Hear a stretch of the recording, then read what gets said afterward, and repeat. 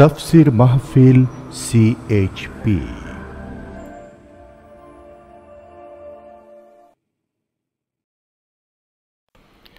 আসসালামু আলাইকুম। ইসলামী সমাজ কল্যাণ পরিষদ চট্টগ্রাম কর্তৃক আয়োজিত 5 দিনব্যাপী ঐতিহাসিক তাফসীরুল কোরআন মাহফিল 1992-এর চতুর্থ দিন।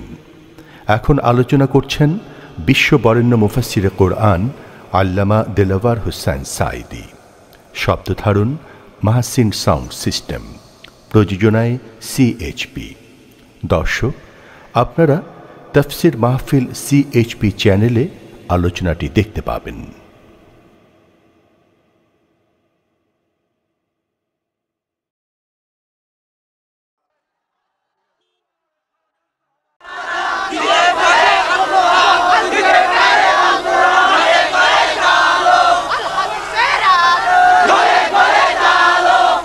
من يضلله فلا هادي له ونشهد أن لا إله إلا الله وحده لا شريك له ونشهد أن سيدنا وحبيبنا ومولانا محمدا عبده ورسوله الذي أرسله بالحق بشيرا ونذيرا وداعيا إلى الله بإذنه وسراجا منيرا. فقد قال الله تعالى في كلامه المجيد وفرقانه الحميد: أعوذ بالله من الشيطان الرجيم. بسم الله الرحمن الرحيم. إن الله وملائكته يصلون على النبي يا أيها الذين آمنوا صلوا عليه وسلموا تسليما. صلى الله على محمد صلى الله عليه صلى الله على محمد صلى الله عليه. بلغ العلا بكماله كشف الدجى بجماله حسنت جميع خصاله. صلوا عليه وآله. مشرق حب محمد مطلع دیوان ما مطلع خورشید عشقاش سینہ سوزان ما. بلغ العلا بکمالہ کشف الدجى بجمالہ حسنت جميع خصاله. صلوا عليه. صورت یوسف بداری حکمت لقمان ما قاری قرآن باری اے دل شادمان ما. بلغ العلا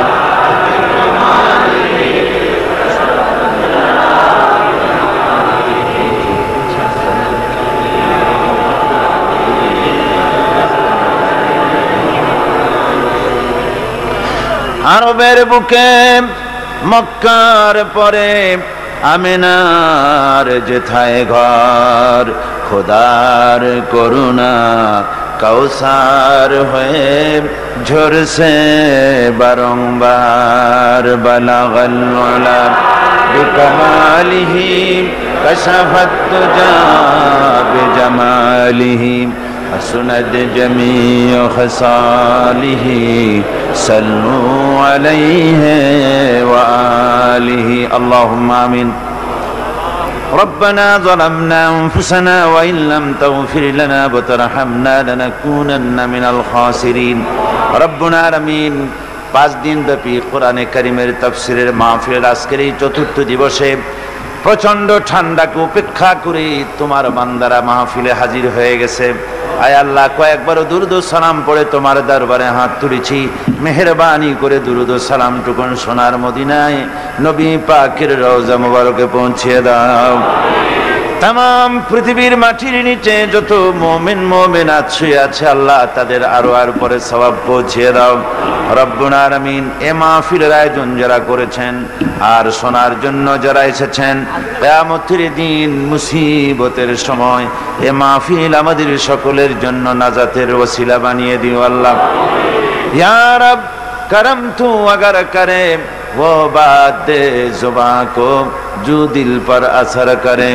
रब्बना तक़ब्बल मिन्ना इन्नका अंतस समीउल अलीम व तुब अलैना इन्नका अंतत तव्वाबुर रहीम।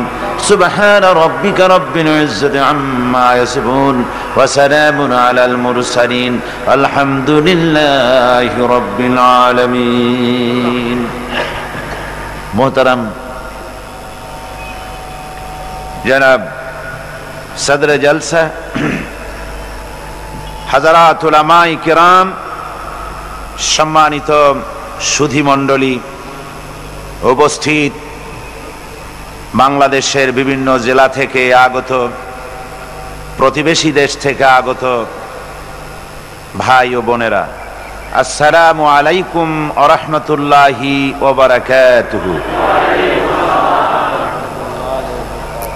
আমরা আল্লাহ সুবহানাহু ওয়া তাআলার দরবারে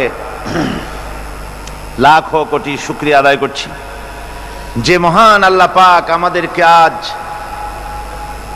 চট্টগ্রাম ইসলামী সমাজ কল্যাণ পরিষদ কর্তৃক আয়োজিত 5 দিন ব্যাপী তাফসীরুল কোরআন মাহফিলের আজকের এই চতুর্থ দিবসে আমাদেরকে একত্রিত হওয়ার তৌফিক দিলেন। সেই মহান মনিবের দরবারে আমরা স্বতঃস্ফূর্ত কণ্ঠে শ্রদ্ধা জড়িত চিত্তে কালেমাতু শুকর আদায় করছি। আমরা সকলে পড়ছি আলহামদুলিল্লাহ। জোরে সোরে মোহব্বতের সাথে সবাই পড়েন আলহামদুলিল্লাহ। আপনারা সেই আসরের নামাজের পর থেকেই দূর দূরান্ত থেকে এখানে এসেছেন। মাগরিবের নামাজের পর থেকে নিয়ে পর্যন্ত পবিত্র মক্কা আল মুকাররমা থেকে আগত মেহমানদের কাছ থেকে গুরুত্বপূর্ণ আলোচনা শুনেছেন। তাছাড়া আন্তর্জাতিক খ্যাতিসম্পন্ন মুফাসসিরে কোরআন শেখুল হাদিস আল্লামা হযরত মাওলানা সৈয়দ কামাল উদ্দিন জাফরি দামাত বারকাতুহুমুল আলিয়া, তার কাছ থেকেও মূল্যবান মালফুজাত আপনারা শুনেছেন। এখন আজকে বেশ ঠান্ডা হাওয়া প্রবাহিত হচ্ছে, যদিও আমার সামনে আলোচনা লম্বা ছিল, কিন্তু সেই লম্বা আলোচনা করতে আমি সাহস পাচ্ছি না। আমি সংক্ষেপে আজকের আলোচনা সেরে দেব ইনশাআল্লাহ। আজকে সূরাতুল ফুরকান যেখান থেকে আমরা আলোচনা করেছি গত 3 দিন, সেই আলোচনা আপনাদের সামনে আজকে করা হচ্ছে এর 3য় রুকু থেকে। এই আলোচনার ভেতরে একটি ধারাবাহিকতা কাজ করেছে। আজকে যেখান থেকে আমরা আলোচনা করব এখানেও সেই প্রথম দিন যে কথা আমি বলেছি, আবহমান কাল থেকে শুরু করে ইসলামের বিরুদ্ধে, কোরআনের বিরুদ্ধে, রাসূলের বিরুদ্ধে, তাওহীদের বিরুদ্ধে বিভিন্ন রকমের সন্দেহ, সংশয় ইত্যাদি সব সময় সৃষ্টি করে রাখা হতো এবং কাফেরেরা নতুন নতুন ধরনের অনেক কথাবার্তা তারা বলতো, যে সমস্ত কথা আসলেই কোনো যুক্তির ধোপে টেকে না। এসব কথা বলে তাদের মূল উদ্দেশ্য ছিল জনগণকে কোরআন থেকে, ইসলাম থেকে, রাসূল থেকে, তাওহীদ থেকে দূরে সরিয়ে রাখা। কিন্তু তাদের এই হাজারো প্রচেষ্টা কোনো কাজে লাগেনি। আল্লাহ পাক তার দ্বীনকে, তার কোরআনকে চালু রেখেছেন। আজকে যেখান থেকে আমরা আলোচনা শুরু করব সেখানে ওই কথাগুলি বিধৃত হয়েছে। আমরা শয়তানের ওয়াসওয়াসা থেকে আল্লাহর কাছে পানাহ চেয়ে নিয়ে তারপরে শুরু করতে চাই। সবাই পড়েন আমার সাথে, আউযু বিল্লাহি মিনাশ শাইতানির রাজীম, বিসমিল্লাহির রাহমানির রাহিম। وقال الذين لا يرجون لقاءنا لولا أنزل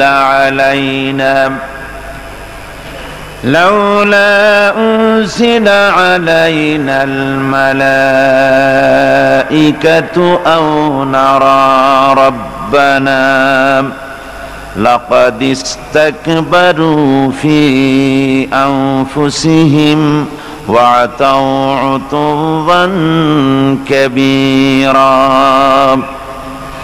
يوم يرون الملائكة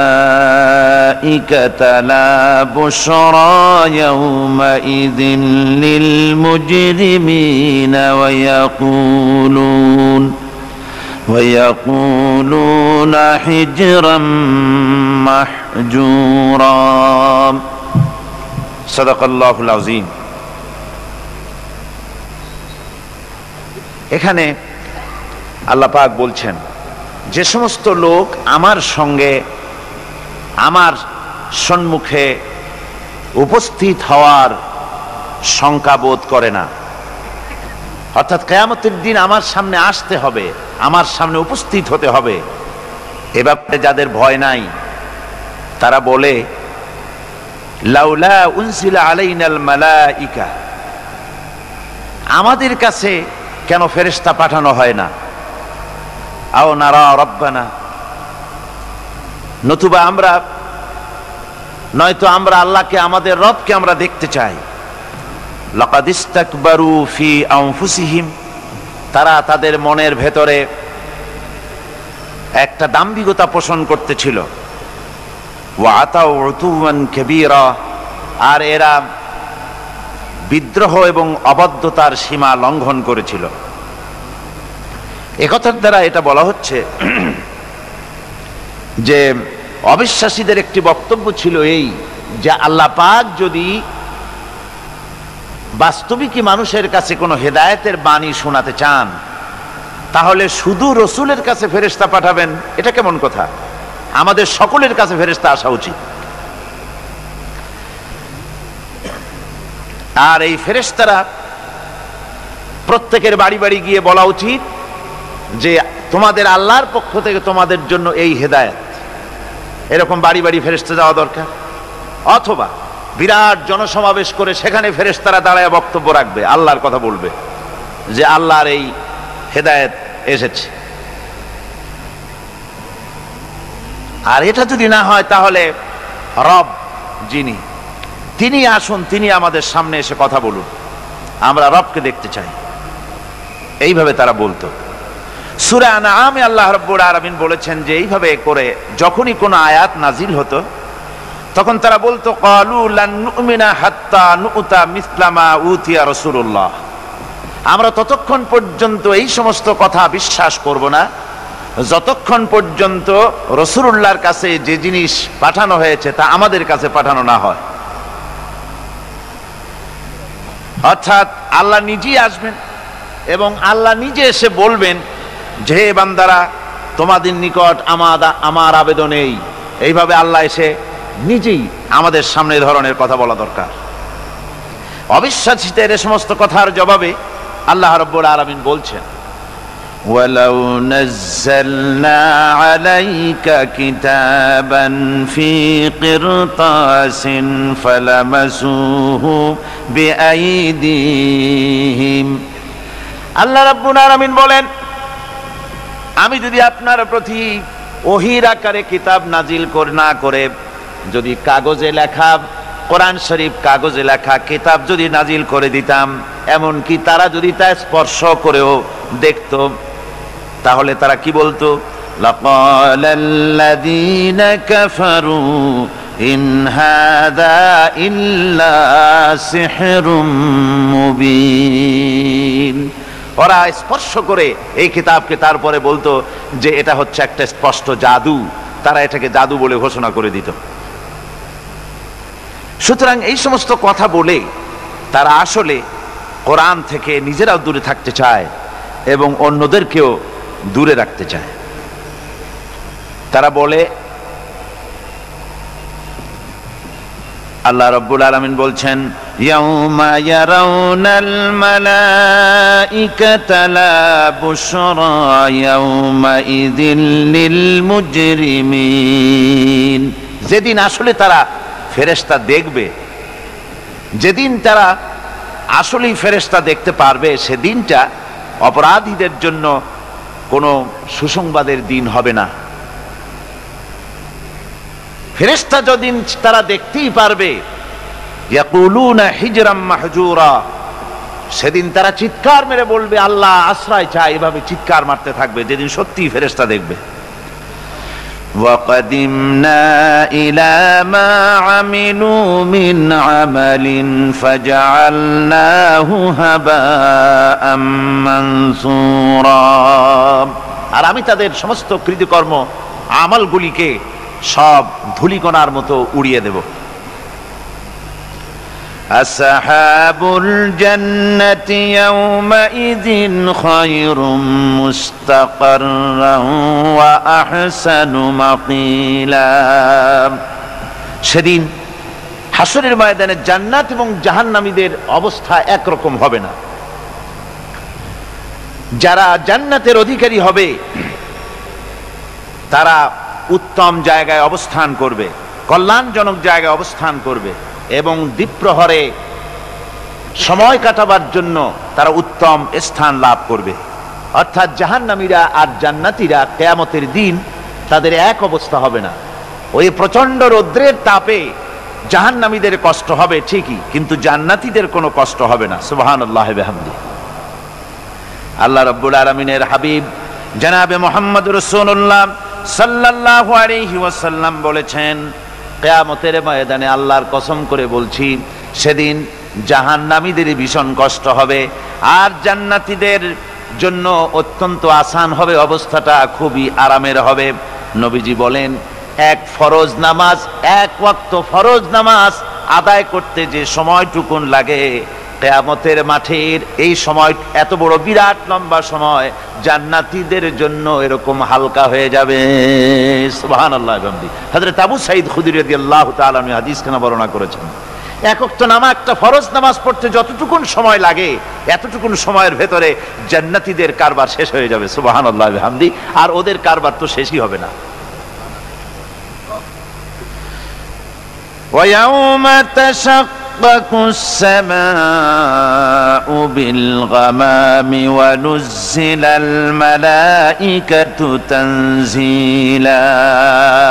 ওরা ফেরেশতা দেখতে চায়। সেদিন আসমান সমূহ বিদীর্ণ হয়ে মেঘ পুঞ্জ বেরিয়ে আসবে, আত্মপ্রকাশ করবে। তার ভেতর থেকে ফেরেশতারা ক্রমাগত নাজিল হতে থাকবে। আর অবস্থাটাই হবে, আল মুলকু ইয়াউমাইযিনিল হাক্কু লির-রাহমান ওয়া কানা ইয়াওমান আলাল কাফিরিনা আসীরা। আর সেদিনের বাদশাহী হবে কেবলমাত্র রহমানেরই। ওয়া কানা ইয়াওমান আলাল কাফিরিনা আসীরা। আর সেই কিয়ামতের দিন, সেই সময়টা হবে কাফেরদের জন্য বড়ই কঠিন। এখানে কিয়ামতের কিছু কথা বলা হচ্ছে, কিছু আভাস দেওয়া হচ্ছে যে আসমান সমূহ বিদীর্ণ হয়ে মেঘ পিণ্ড বেরিয়ে আসবে এবং তার থেকে ক্রমাগত ফেরেশতারা নাজিল হতে থাকবে। আল্লাহর হাবিব বলেছেন, কেউ যদি কিয়ামতের দৃশ্য দেখতে চায় সেজন্য সূরা ইজা শামসু কুবিরাত ওয়া ইজা সামাউ ফাতারাত, ইজা সামাউ শাক্কাত, এই সূরাগুলি যেন পড়ে, তাহলে কিয়ামতের দৃশ্য তার চোখের সামনে প্রতিভাত হবে। কিয়ামতের দৃশ্যটা আসলে কেমন হবে সেই সূরাগুলি তেলাওয়াত করলে সে বুঝতে পারবে। যেমন আল্লাহ পাক বলছেন, ইজাস সামাউ ফাতারাত ওয়া ইযাল কাওয়াকিবু তাসারাত ওয়া ইযাল বিহারু ফুজ্জিরাত ওয়া ইযাল কুবুরু বুসিরাত। যখন আকাশসমূহ চূর্ণ বিচূর্ণ হয়ে যাবে আর তারকাসমূহ বিক্ষিপ্ত হয়ে পড়বে, সমুদ্র মহাসমুদ্রগুলি দীর্ণ বিদীর্ণ হয়ে যাবে, কবরগুলি সব উদ্গীরণ করে দেবে, তার মধ্যে যা আছে সে সবগুলি। আবার আল্লাহ পাক বলেন, ইযাশ শামসু কুবিরাত ওয়া ইযান নুজুমুন কাদারাত ওয়া ইযাল জিবালু সুয়্যিরাত। সূর্য যখন ঢেকে যাবে, তারকাগুলি যখন বিপর্যস্ত হয়ে যাবে আর পাহাড়গুলি যখন চালিয়ে দেওয়া হবে, এই দৃশ্য তোমরা দেখতে পাবে। فَإِذَا النُّجُومُ طُمِسَتْ وَإِذَا السَّمَاءُ فُرِجَتْ وَإِذَا الْجِبَالُ نُسِفَتْ। সেদিন অবস্থা এমন হবে, সমস্ত তারকাগুলি স্তিমিত হয়ে যাবে আর আকাশসমূহ দীর্ণ বিদীর্ণ হয়ে যাবে, আর দেখতে পাবে পাহাড়গুলি সমস্ত পাহাড়গুলিকে উড়িয়ে দেওয়া হবে। আবার অবস্থা আরো কি হবে, فَإِذَا بَرِقَ الْبَصَرُ وَخَسَفَ الْقَمَرُ وَجُمِعَ الشَّمْسُ وَالْقَمَرُ। যখন চক্ষু বিস্ফারিত হয়ে যাবে মানুষের, চাঁদ আর সূর্য নিষ্প্রভ হয়ে যাবে, সব একাকার হয়ে যাবে, চন্দ্র এবং সূর্য তার অস্তিত্বকে হারিয়ে ফেলবে। শুধু তাই নয়, ওয়াহুমিলাতিল আরদু ওয়াল জিবালু ফাদুক্কাতা দাক্কাতাও ওয়াহিদা। জমিন ও পাহাড়গুলির মধ্যে সংঘর্ষ লাগিয়ে দেওয়া হবে, আর তা এক ধাক্কায় জমিন এবং সমস্ত পাহাড়গুলি চূর্ণ বিচূর্ণ হয়ে যাবে। সুবহানাল্লাহি ওয়া বিহামদিহি। আল্লাহ রাব্বুল আলামিন বলছেন, এইভাবে করে কিয়ামতের দৃশ্য, বিভীষিকাময় দৃশ্য তোমরা দেখতে পাবে। আর সেদিনের রাজত্বটা কার হবে? আল মুলকু ইয়াউমাইযিনিল হাক্কু লিররহমান। সেদিনের রাজত্ব হবে কেবলমাত্র রহমানের। অর্থাৎ যেসব কৃত্রিম বাদশাহী দেখে তোমাদের চোখে ধাঁধা লেগে গিয়েছে, তোমাদেরকে দুনিয়ার বাদশাহী দেখে তোমরা ধোঁকায় পড়ে গিয়েছো, এসব বাদশাহী কিছুই টিকবে না সেদিন। সেদিন শুধু বাদশাহী থাকবে একমাত্র আল্লাহ পাকের। কার থাকবে বাদশাহী? জোরে বলেন কার? আল্লাহ রাব্বুল আলামিন যখন কিছুই থাকবে না, ঘোষণা করবেন, লিমানিল মুলকুল ইয়াউম লিল্লাহিল ওয়াহিদুল কাহ্হার। আজকে কার রাজত্ব? চারিদিক থেকে আওয়াজ আসতে থাকবে, পরাক্রমশালী আল্লাহ রাব্বুল আলামিনের রাজত্ব আর কারো নয়। হাদিস শরীফে এসেছে, বুখারী মুসলিম শরীফের হাদিসে এসেছে, আল্লাহর নবী বলেন, আল্লাহ রাব্বুল আলামিন তখন তার এক হাতে আকাশ মণ্ডলীকে ধারণ করবেন, আর এক হাতে জমিনকে ধারণ করবেন। আকাশ মণ্ডলী এক হাতে, জমিন এক হাতে। এভাবে আল্লাহ রাব্বুল আলামিন বলবেন, আইনাল জাব্বারুন আইনাল মুতাকাব্বিরুন। কোথায় সেই স্বৈরাচারীরা? কোথায় সেই দুর্বিনীত অহংকারী স্বৈরাচার যারা আমার জমিনের উপরে, আমার মানুষের উপরে রাজত্ব চালিয়েছে? তারা আজকে কোথায়? কোথায় সেই অহংকারীরা? আল্লাহ পাক সেদিন যে বলবেন, সেদিন তো বলবেন, কিন্তু দুনিয়ার মাঝেও স্বৈরাচার যারা, অহংকারী যারা, তাদের শাস্তি পৃথিবীর বুকেও দেন, আর সেদিন তো দিবেনই। কত স্বৈরাচার আমরা দেখলাম, কত অহংকারী দেখলাম, যাদের তর্জনী হেননে লক্ষ কোটি কোটি মানুষ উঠতো আর বসতো। তাদের জিল্লাতির সঙ্গে আল্লাহ রব্বুল আলামিন কতজনকে বিদায় করে দিলেন।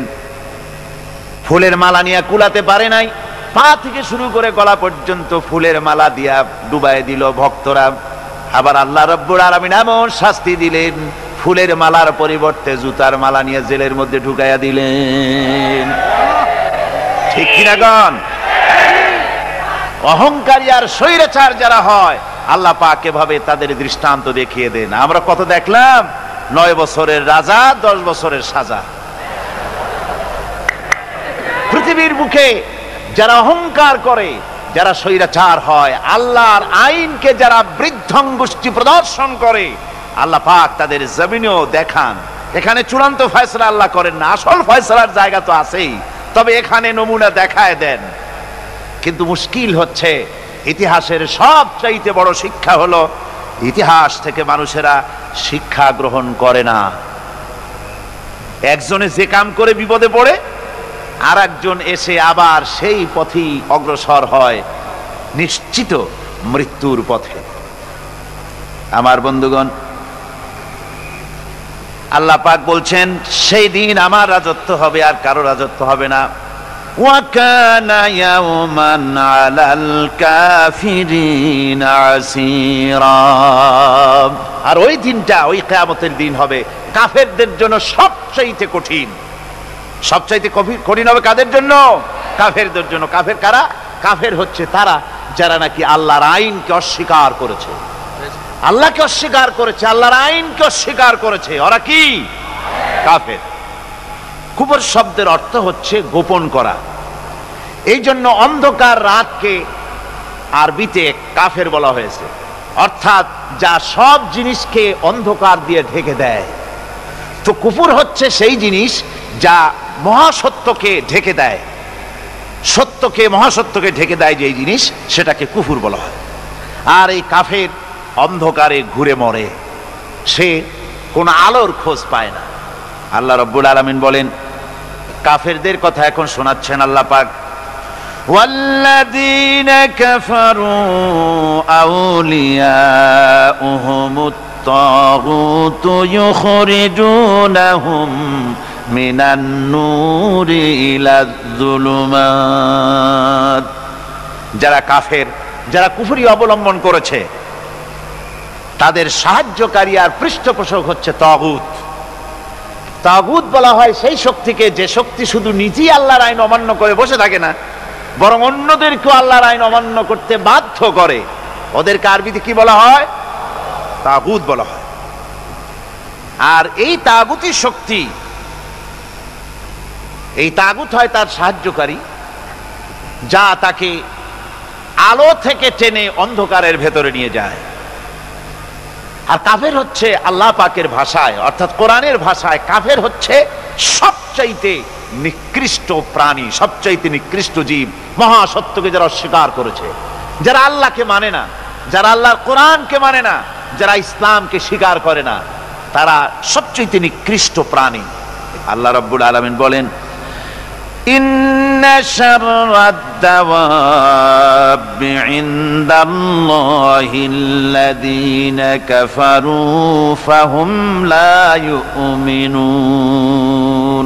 নিশ্চয়ই আল্লাহর জমিনে সব বিচরণশীল জীব যত আছে, আল্লাহ বলছেন আমার জমিনে বিচরণশীল জীব যত আছে, তার মধ্যে সবচাইতে নিকৃষ্ট প্রাণী হলো যারা ঈমান আনে নাই, যারা বিশ্বাস করেন আমি আল্লাহকে, যারা পরকালকে বিশ্বাস করে নাই, যারা কোরআনকে বিশ্বাস করে নাই, যারা ইসলামকে বিশ্বাস করে নাই, পৃথিবীর মধ্যে তারা সবচাইতে নিকৃষ্টতম প্রাণী। আল্লাহ বলেন শুধু নিকৃষ্ট জনক, নিকৃষ্ট প্রাণী বললেই সারে না, এরা হলো চতুষ্পদ জানোয়ারের মতো। কে বলতেছেন? আমি বলছি না, কিন্তু আল্লাহ পাক বলতেছেন চতুষ্পদ জানোয়ারের মতো কাফেরেরা। وَمَثَلُ الَّذِينَ كَفَرُوا كَمَثَلِ الَّذِي يَنْعِقُ بِمَا لَا يَسْمَعُ ইল্লা দুআআন ওয়া নিদা। এই কাফেরদের দৃষ্টান্ত হচ্ছে সেই রাখালের মতো, যে রাখাল তার পশুদেরকে ডাকে, আর ওই পশুরা একটা ডাক শোনে মাত্র, কিন্তু কি যে বলে তা তো পশুতে বোঝে না। কথা বুঝতে পেরেছে? সুম্মুন বুকুমুন উমিয়ুন ফাহুম লা ইয়াকিলুন। এরা বোবা, এরা বধির, এরা অন্ধ, এ কারণেই কোনো কথা বোঝে না। এরা চতুষ্পদ জানোয়ারের চাইতেও নিকৃষ্ট। যাদেরকে আমি, আল্লাহ বলেন, যাদেরকে আমি চোখ দিলাম, চোখ থাকতে হক দেখলো না, সব দেখলো। হক দেখে নাই চোখ দিয়া, এই চোখ দিয়া সব দেখলো। নারীর সৌন্দর্য উপভোগ করলো, আর নারীর অঙ্গ প্রত্যঙ্গ নিয়ে নানা ধরনের গল্প লিখলো, কবিতা লিখলো, কিন্তু এই সৌন্দর্য যিনি দিলেন তারেও চিনল না। আছে না কত কবি আমাদের দেশে? আমার দেশের সেই কবি জাতীয় পুরস্কার পায় যে কবি নারীর বিশেষ বিশেষ অঙ্গ নিয়ে বেশি করে নির্লজ্জ কবিতা লিখতে পারে, ওই হলো সবচেয়ে বড় কবি। আমার বন্ধুগণ,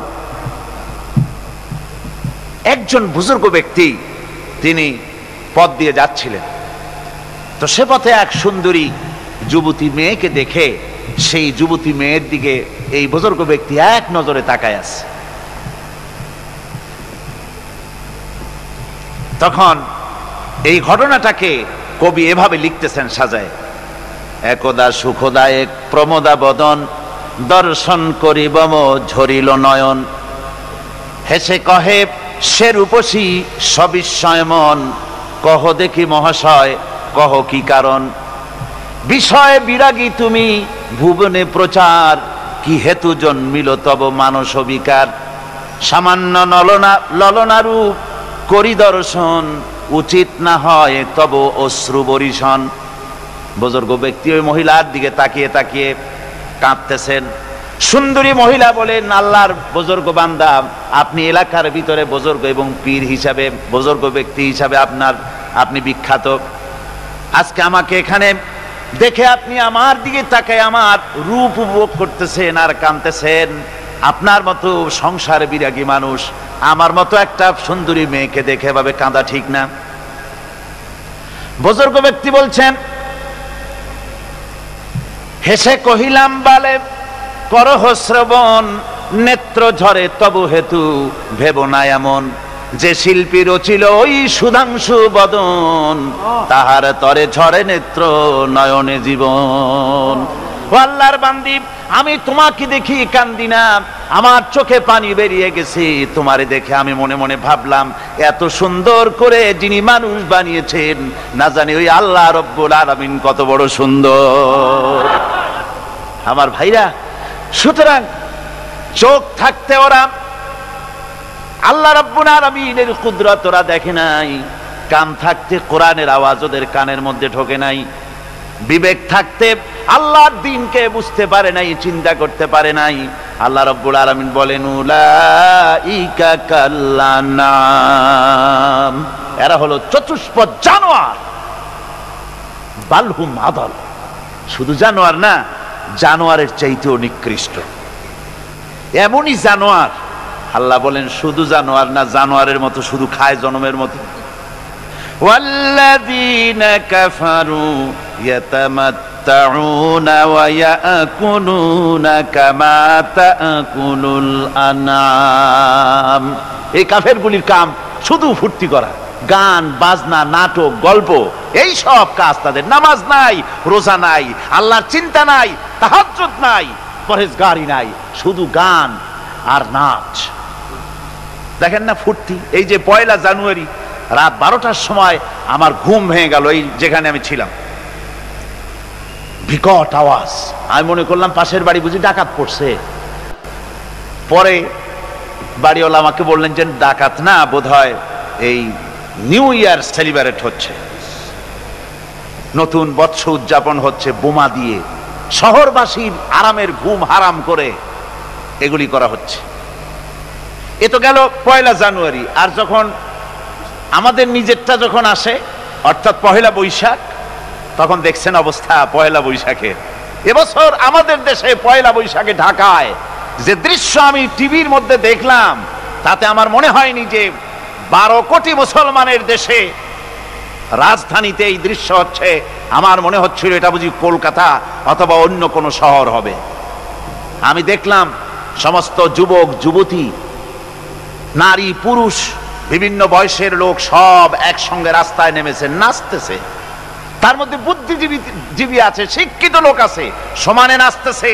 আর তাদের মুখোশ পরা, বানরের মুখোশ, কুকুরের মুখোশ, শূকরের মুখোশ, ঘোড়ার মুখোশ, পাতিশিয়ালের মুখোশ, এই মুখোশ পরে এভাবে নাচতেছে। আমি চিন্তা করলাম, নববর্ষের সাথে কুত্তার মুখোশের সম্পর্ক কি? নববর্ষের সাথে পাতি শ্রীগালের মুখোশের সম্পর্ক কি?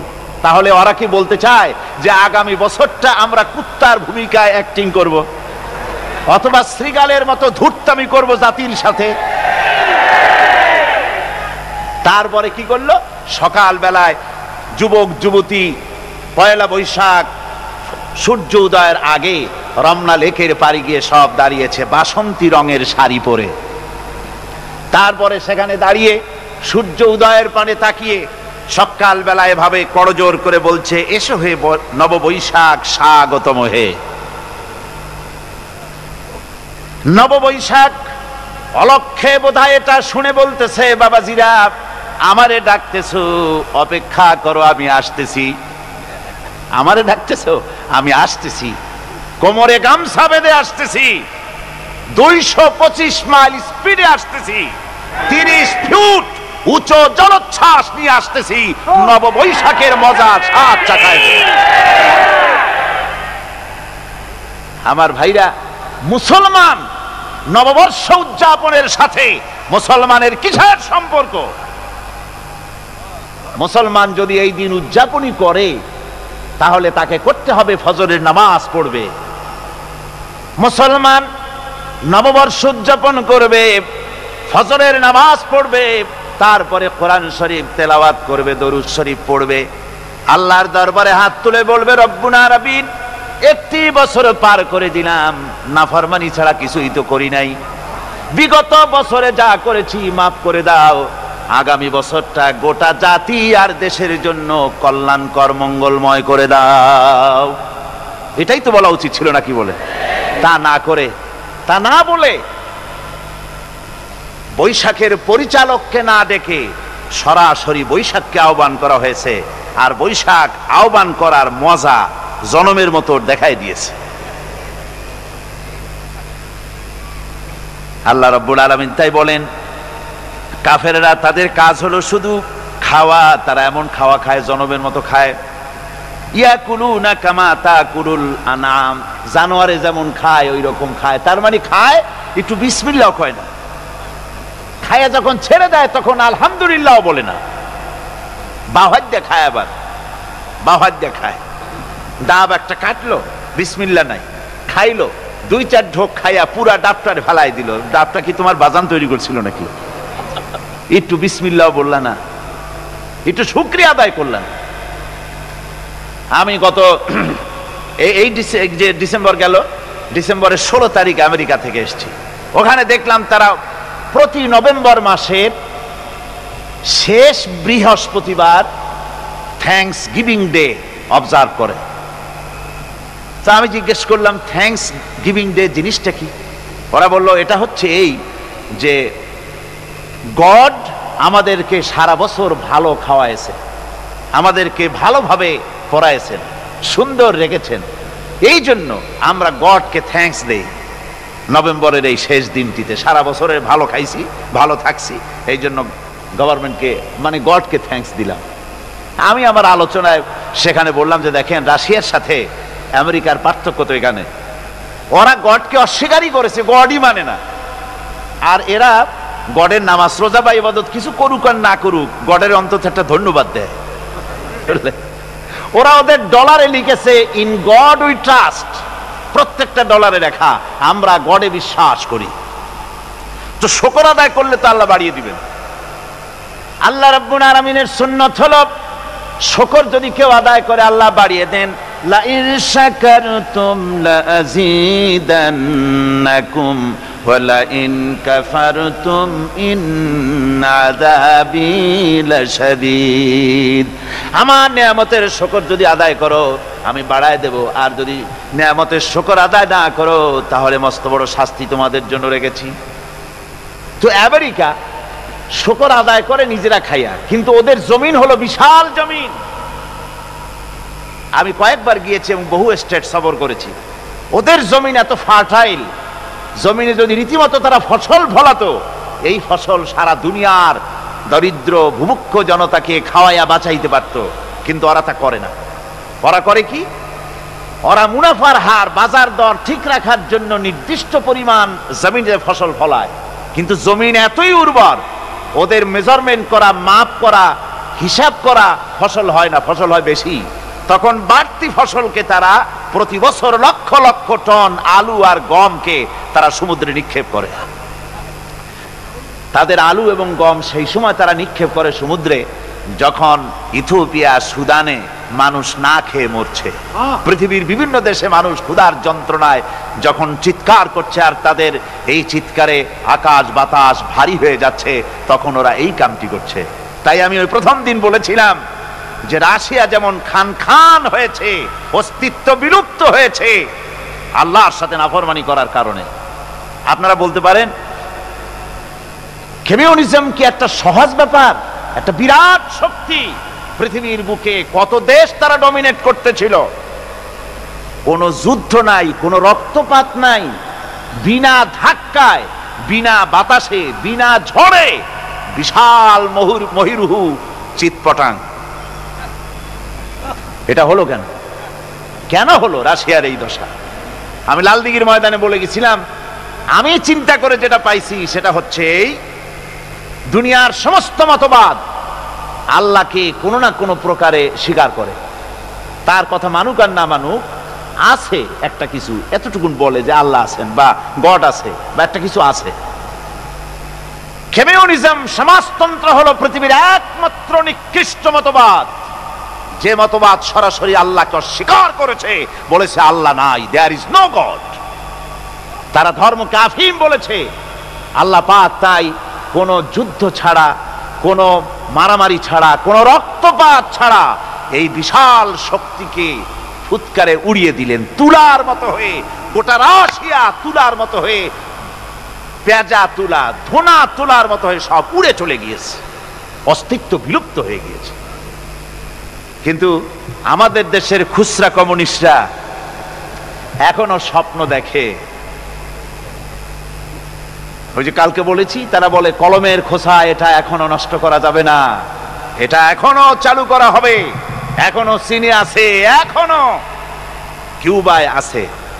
ওই কিউবা থেকে, চীন থেকে ফিদেল কাস্ট্রোর একটু আওয়াজ শোনে, চীন থেকে মিস্টার ব্যাং না কি জানি না, ব্যাং, এর আওয়াজ শোনে, আর তাই মনে করে এ বুঝি সমাজতন্ত্রের বিজয়ের গান। না, চীন থেকে আর কিউবা থেকে যে আওয়াজ আজকে উঠতেছে, এই আওয়াজ সমাজতন্ত্রের বিজয়ের আওয়াজ নয়, এটা হলো সমাজতন্ত্রের মরণ যন্ত্রণার গোঙানির আওয়াজ। কাজেই এরা দুনিয়ার বুকে শুধু আনন্দ এবং ফুর্তি করে, আল্লাহর হককে, আল্লাহকে চিনতে তারা ব্যর্থ হয়েছে। আল্লাহ রাব্বুল আলামিন বলেন, অবিশ্বাসীদের কৃতকর্ম, তাদের কাজগুলি, তাদের কর্মফল সব নিষ্ফল হয়ে যাবে। ওয়াল্লাযীনা কাফারু আ'মালুহুম কাসারাবিন বিকিআতিন ইয়াহসাবুহুল যামআনু মা। আল্লাহ পাক বলেন, কাফের যারা, অবিশ্বাসী যারা, যারা আমাকে অস্বীকার করেছে, অবিশ্বাস করেছে, তাদের আমলগুলি হলো মরুভূমির মধ্যে মরীচিকার মতো।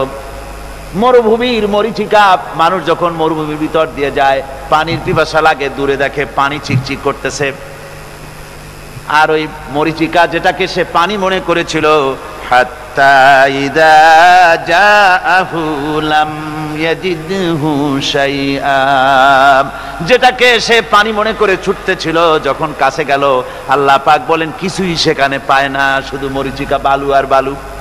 এরকম করে যারা আমার দিনকে অস্বীকার করেছে, আমাকে অস্বীকার করেছে, তারা যত ভালো কাজ করুক আর যাই করুক না কেন, তাদের কৃত কর্মগুলি এভাবে সব নিষ্ফল। এ হলো এক কথা। 2 নম্বরের কথা হলো, ওরা মনে করেছিল সমাজতন্ত্র শান্তি দেবে, কমিউনিজম শান্তি দেবে, সোশ্যালিজম শান্তি দেবে, ক্যাপিটালিজম শান্তি দেবে।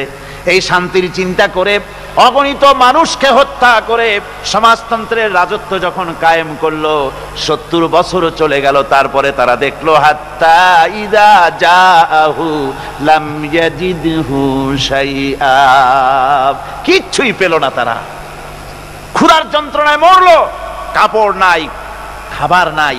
তারা ওই রাশিয়া থেকে, চেকোস্লোভাকিয়া থেকে, যুগোস্লাভিয়া দিয়া, রোমানিয়া থেকে, হাঙ্গেরি এবং পোল্যান্ড আর মঙ্গোলিয়া থেকে সেখানে সমাজতন্ত্র তাড়াতে আমরা যাই নাই। আমরা সেখানে সমাজতন্ত্রের বিরুদ্ধে তাফসীর করি নাই, ব্যাখ্যা করি নাই, বক্তব্য রাখি নাই। ওই সব দেশ থেকে সমাজতন্ত্র তাড়াইছে কে? কারা তাড়িয়েছে? না না, ওরা নিজেরাই, সেই দেশের জনগণই এটাকে উৎখাত করেছে তাদের জমিন থেকে। আল্লাহ পাক বলছেন, যারা আমার দিনকে, আমার বিধানকে যারা অস্বীকার করবে, তারা এই অস্বীকারী অবস্থায় যদি মৌত হয়, আমার সমাজতন্ত্রী কোনো ভাই যদি এ মাহফিলে থাকেন, কমিউনিস্ট কোনো ভাই যদি এ মাহফিলে থাকেন, তাহলে শুনুন আল্লাহ কি বলতেছেন। আল্লাহর দিনকে, আল্লাহর কোরআন পূর্ণাঙ্গ জীবন বিধান, অর্থনীতি আছে, সমাজনীতি আছে, রাজনীতি আছে, কথা যারা বিশ্বাস করে না, কোরআনকে শুধুমাত্র নামাজ, রোজা, হজ, যাকাত আর বেহেশত দোজখ যারা মনে করে, জীবন ব্যবস্থা মনে করে না, এই অবস্থায় যদি মারা যায়, আল্লাহ রাব্বুল আলামিন বলেন ইন্নাল্লাযীনা কাফারু ওয়া মাতু ওয়া হুম কুফফারুন উলাইকা আলাইহিম লানাতুল্লাহি ওয়াল মালাইকাতি ওয়ান নাসি আজমাইন। আল্লাহ রাব্বুল আলামিন বলেন, আমাকে অস্বীকার করার অবস্থায়, আমার দিনকে, বিধানকে অস্বীকার করার অবস্থায় যদি মৌত হয়ে যায়, তাহলে আল্লাহ, ফেরেশতা এবং তামাম পৃথিবীবাসীর অভিসম্পদ তার উপরে হতে থাকে, লানত হতে থাকে। খালিদিনা ফিহা লা ইউখাফফাফু আনহুমুল আযাবু ওয়া লা হুম ইউনজারুন। এই অভিসম্পদ অবস্থায় তারা সব সময় লিপ্ত থাকবে, না তাদের আযাবকে কমায় দেওয়া হবে আর না তাদের কোনো রকম অবকাশ দেওয়া হবে। এখন আরো মজবুত কথা আসতেছে, ওয়ায়াউমা ইয়াউদ্দুল যালিমু আলা ইয়াদাইহি ইয়াকুলু ইয়া লাইতানি ইত্তাখাযতু মা'আর রাসূলি সাবিলা। সেদিন জালেমেরা নিজেদের হাত কামড়াতে থাকবে। কোন দিন? বোঝেন না কথা? কোন দিন? কিয়ামতের দিন। কিয়ামতের দিন জালেমেরা নিজেদের হাত কামড়াতে থাকবে আর বলবে, ইয়া লাইতানি ইত্তাখাযতু মা'আর রাসূলি সাবিলা। আমার আল্লাহর দিন কি যারা বুঝতে পারেন না, বরং বিরোধিতা করেন যারা, তাদেরকে বিশেষভাবে বলি, সকলকে বলছি, তাদেরকে বিশেষভাবে বলতেছি। আল্লাহ পাক বলেন, কিয়ামতের দিন যারা এই অবস্থায়, কিয়ামত হবে, কিয়ামতে যারা উঠবে, তারা নিজেদের হাত কামড়াতে থাকবে। জালেম বলা হয়েছে তাদেরকে যারা আল্লাহর দিনকে মানে নাই, দিনকে অস্বীকার করেছে, ওরাই জালিম। এরা কিয়ামতের দিন নিজের হাত কামড়ে আর বলবে, ইয়া লাইতানি, হায় রে, আমি যদি রাসূলের সঙ্গী হতাম, রাসূলের আইন কানুন যদি মেনে নিতাম, যদি আমি রাসূলের কথা মানতাম, যদি আমি রাসূলের সঙ্গী হতাম, যদি রাসূলের পথ ধরতাম। ইয়া ওয়াইলাতা লাইতানি লাম আত্তাখিয ফুলানান খালিলা। হায় দুর্ভাগ্য, হায় আমার ভাগ্য, যদি আমি অমুককে বন্ধু বলে গ্রহণ না করতাম। আমার যুবক ছেলেরা, স্কুল কলেজগামী, ইউনিভার্সিটিগামী ছাত্ররা খুব ভালো করে শোনো আল্লাহ পাক কি বলছেন। কিয়ামতের দিন বলতে থাকবে, হায় রে, যদি আমি যদি অমুককে বন্ধু বলে গ্রহণ না করতাম কতইটা ভালো হতো। অমুকরে বন্ধু বলে গ্রহণ করেছিলাম, সে করলোটা কি? লাকাদ আযাল্লানি আনিয যিকরি বা'দা ইয জাআনি ওয়া কানা আশ-শাইতানু লিল ইনসানি খাযুলা। এই তো আমাকে প্ররোচিত করেছিল, সেই নসিহত আমাকে মানতে দেয়নি যা আমার কাছে এসেছিল। আমি যে কথাগুলো শুনলাম, কোরআনের কথা, হাদিসের কথা, রসুলের কথা, এই বন্ধুটা এই আমাকে ফিরায় রাখছে, বলছে যে না, এগুলি মৌলবাদীদের কথা, এগুলো শোনো কি, কোরআনের কথা, এগুলি কি মানবে, এই জাতীয় কথা বলে আমাকে ফিরায় রেখেছে। এই জন্য আল্লাহর বিধান হচ্ছে, আল্লাহর বিধান অনুযায়ী রসুলের অনুসরণ যারা করেছে তাদের সঙ্গেই বন্ধুত্ব হওয়া দরকার। অসৎ চরিত্রের বন্ধু হিসাবে কাউকে গ্রহণ করলে পরে পরকালে জাহান্নামে যাওয়া ছাড়া পথ থাকবে না। অসৎ বন্ধুদের সঙ্গে চলাফেরা করার কারণে যারা দিনকে অস্বীকার করেছে, দিন বোঝে নাই, কিয়ামতের দিন যখন জাহান্নামে যাবে, জাহান্নামের ভেতরে এক ফাঁকে শয়তানের সঙ্গে দেখা হয়ে যাবে। কার সাথে দেখা হবে? মিস্টার ইবলিস। এই মিস্টার ইবলিসের সঙ্গে জাহান্নামে দেখা হয়ে যাবে। দেখা হওয়ার সাথে সাথে এরা বলবে, বেটা তুই তো সর্বনাশ করেছিস আমাদের ওয়াসওয়াসা দিয়া। শয়তানের কিন্তু দেখা যায় না, কিন্তু ওখানে দেখে বলবে যে তুমি তো আমার এই সর্বনাশটা করছো। শয়তান জবাবে বলবে, وقال الشيطان لما قضي الأمر إن الله وعدكم وعد الحق। চূড়ান্ত ফয়সালা হয়ে যাওয়ার পর শয়তান বলবে, দেখো আল্লাহ ওয়াদা করেছিলেন হক ওয়াদা, তার ওয়াদা ছিল একদম সত্য। ওয়া ওয়া'আদতুকুম ফাখলাফতুকুম, আর আমিও একটা ওয়াদা করেছিলাম, আমি তা আজকে খেলাপ করলাম। অর্থাৎ আল্লাহ যে ওয়াদা করেছিলেন সে ওয়াদা ছিল খাঁটি। আল্লাহ ওয়াদা করেছিলেন কিয়ামত হবে, ইমানদার সেদিন মুক্তি পাবে, আর কাফের জাহান্নামে যাবে, একথা আল্লাহ বলেছিলেন। তোমরা আল্লাহর কথা মানো নাই, আমি যা বলেছিলাম, আমার কথা ছিল পরকাল বলে কিছু নাই।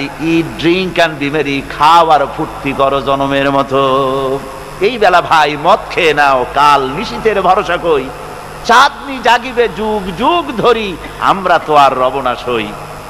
ঢালো সুরা সখী, মিটাও পিয়াসা, পাইকারি দরে ঢালো, জনমের মতো খাও। এই কথাগুলি আমি বলেছিলাম। আর আমি বলেছিলাম পরকাল নাই, আখিরাত নাই, জীবন বিধান বলতে এগুলি কিচ্ছু না, এগুলি সব ছেড়ে দাও। এই যে বলছিলাম, আমি আজকে ওয়াদা ভঙ্গ করলাম। ওয়ামা কানা লি আলাইকুম মিন সুলতান, আর আমার কাছে তো কোনো দলিল ছিল না, ক্ষমতাও ছিল না। আল্লাহর কাছে ক্ষমতা ছিল। আলেমরা কথা বলেছে দলিল দিয়ে, রাসূল কথা বলেছেন দলিল দিয়ে, আর আমার কাছে তো কোনো দলিল ছিল না। আমি একটা বলছি, আমার কাজটা কি ছিল? ইল্লা আন দাউতুকুম ফাস্তাজাবতুম লি, আমি তো শুধু একটা কাজ করেছিলাম, ময়দানে দাঁড়াইয়া, মঞ্চের উপরে দাঁড়িয়ে কতগুলি কবুতর উড়ায় দিয়ে বললাম, ভাইয়ের আমার, বোনের আমার। আর এই ডাকের সাথে পাগলের মতো কোনো কিছু বিবেচনা না করে সব আমার পেছনে দৌড়ালে। কেন দৌড়াইছ? আমি তো বাধ্য করি নাই, আমি তো মাথায় লাঠি মারি নাই। এজন্য কবি বলতেছেন, क्या हासियाती है मुझे हजरत इंसान पर, क्या हंसी है मुझे हजरत इंसान पर, फेले बत्तू खुद करे लानत करे शैतान पर। মানুষের উপরে তার কৃতকার্য দেখে আমার হাসি আসে, খারাপ কাজ করে নিজে আর বদনাম দেয় শয়তান। শয়তান বলবে, দেখো আমি তো কোনো দলিল টলিল কিছুই দেই না, শুধু একটা ডাক দিলাম, আমার পথে আসো, আমি তোমাদের খাইতে দেব, পড়তে দেব, আমার এই পথে আসো, এই বলে দাওয়াত দিলাম, ডাক দিলাম, আর কোন রকম বিবেচনা করা ছাড়াই আমার পিছনে দৌড় দিলে। ফালা তালুমুনি ওয়ালুমু আনফুসাকুম, আজকে আমারে মারামত করো না, আমারে গালাগালি দিল না, দিয়ে কোনো লাভ হবে না। নিজেকে নিজেরা ধিক্কার মারো, নিজের কপালে ঘা দাও আর ধিক্কার মারো। কেন আমার কথা মানছিলা? কোরআনের কথা শোনো নাই কেন? একটু জোরে সরে দরুদ শরীফ পড়েন। সালাতুন ইয়া রাসূলুল্লাহ আলাইকুম, সালামুন ইয়া হাবিবাল্লাহ আলাইকুম। তাড়াতাড়ি করেন। সালাতুন ইয়া রাসূলুল্লাহ, আমিন বলেন। وقال الضعفاء للذين استكبروا إنا كنا لكم تبعا। জাহান্নামের ভিতরে নেতাদের সঙ্গে দেখা হয়ে যাবে, তখন অনুসারীরা বলবে, ও আমার নেতারা, তোমার অনুসরণ করেছিলাম। ইন্না কুন্না লাকুম তাবান, আমরা তো তোমার অনুসারী ছিলাম, যা বলছো তাই শুনেছি।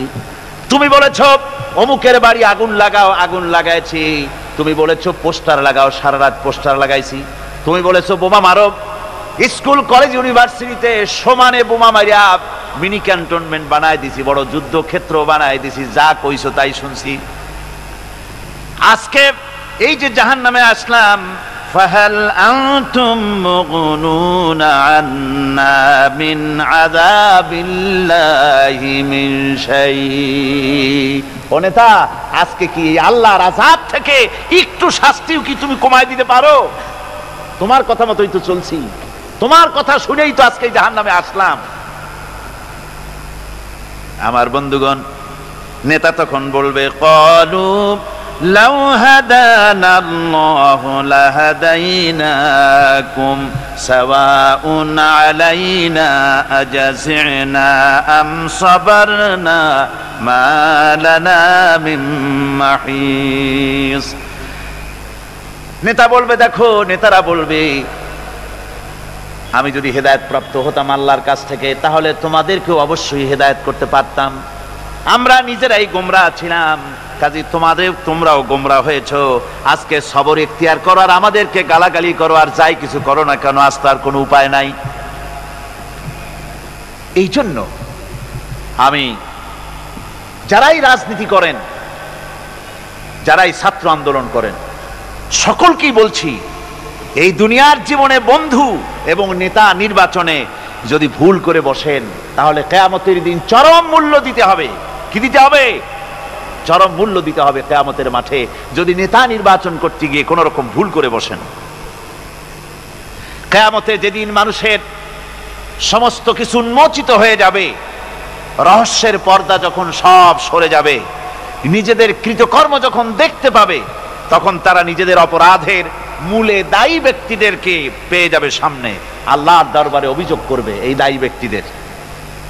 ওয়াকালু রব্বানা ইন্না আতা'না সাদাতানা ওয়া কুবারানা ফাআদাল্লুনাস সাবিলা।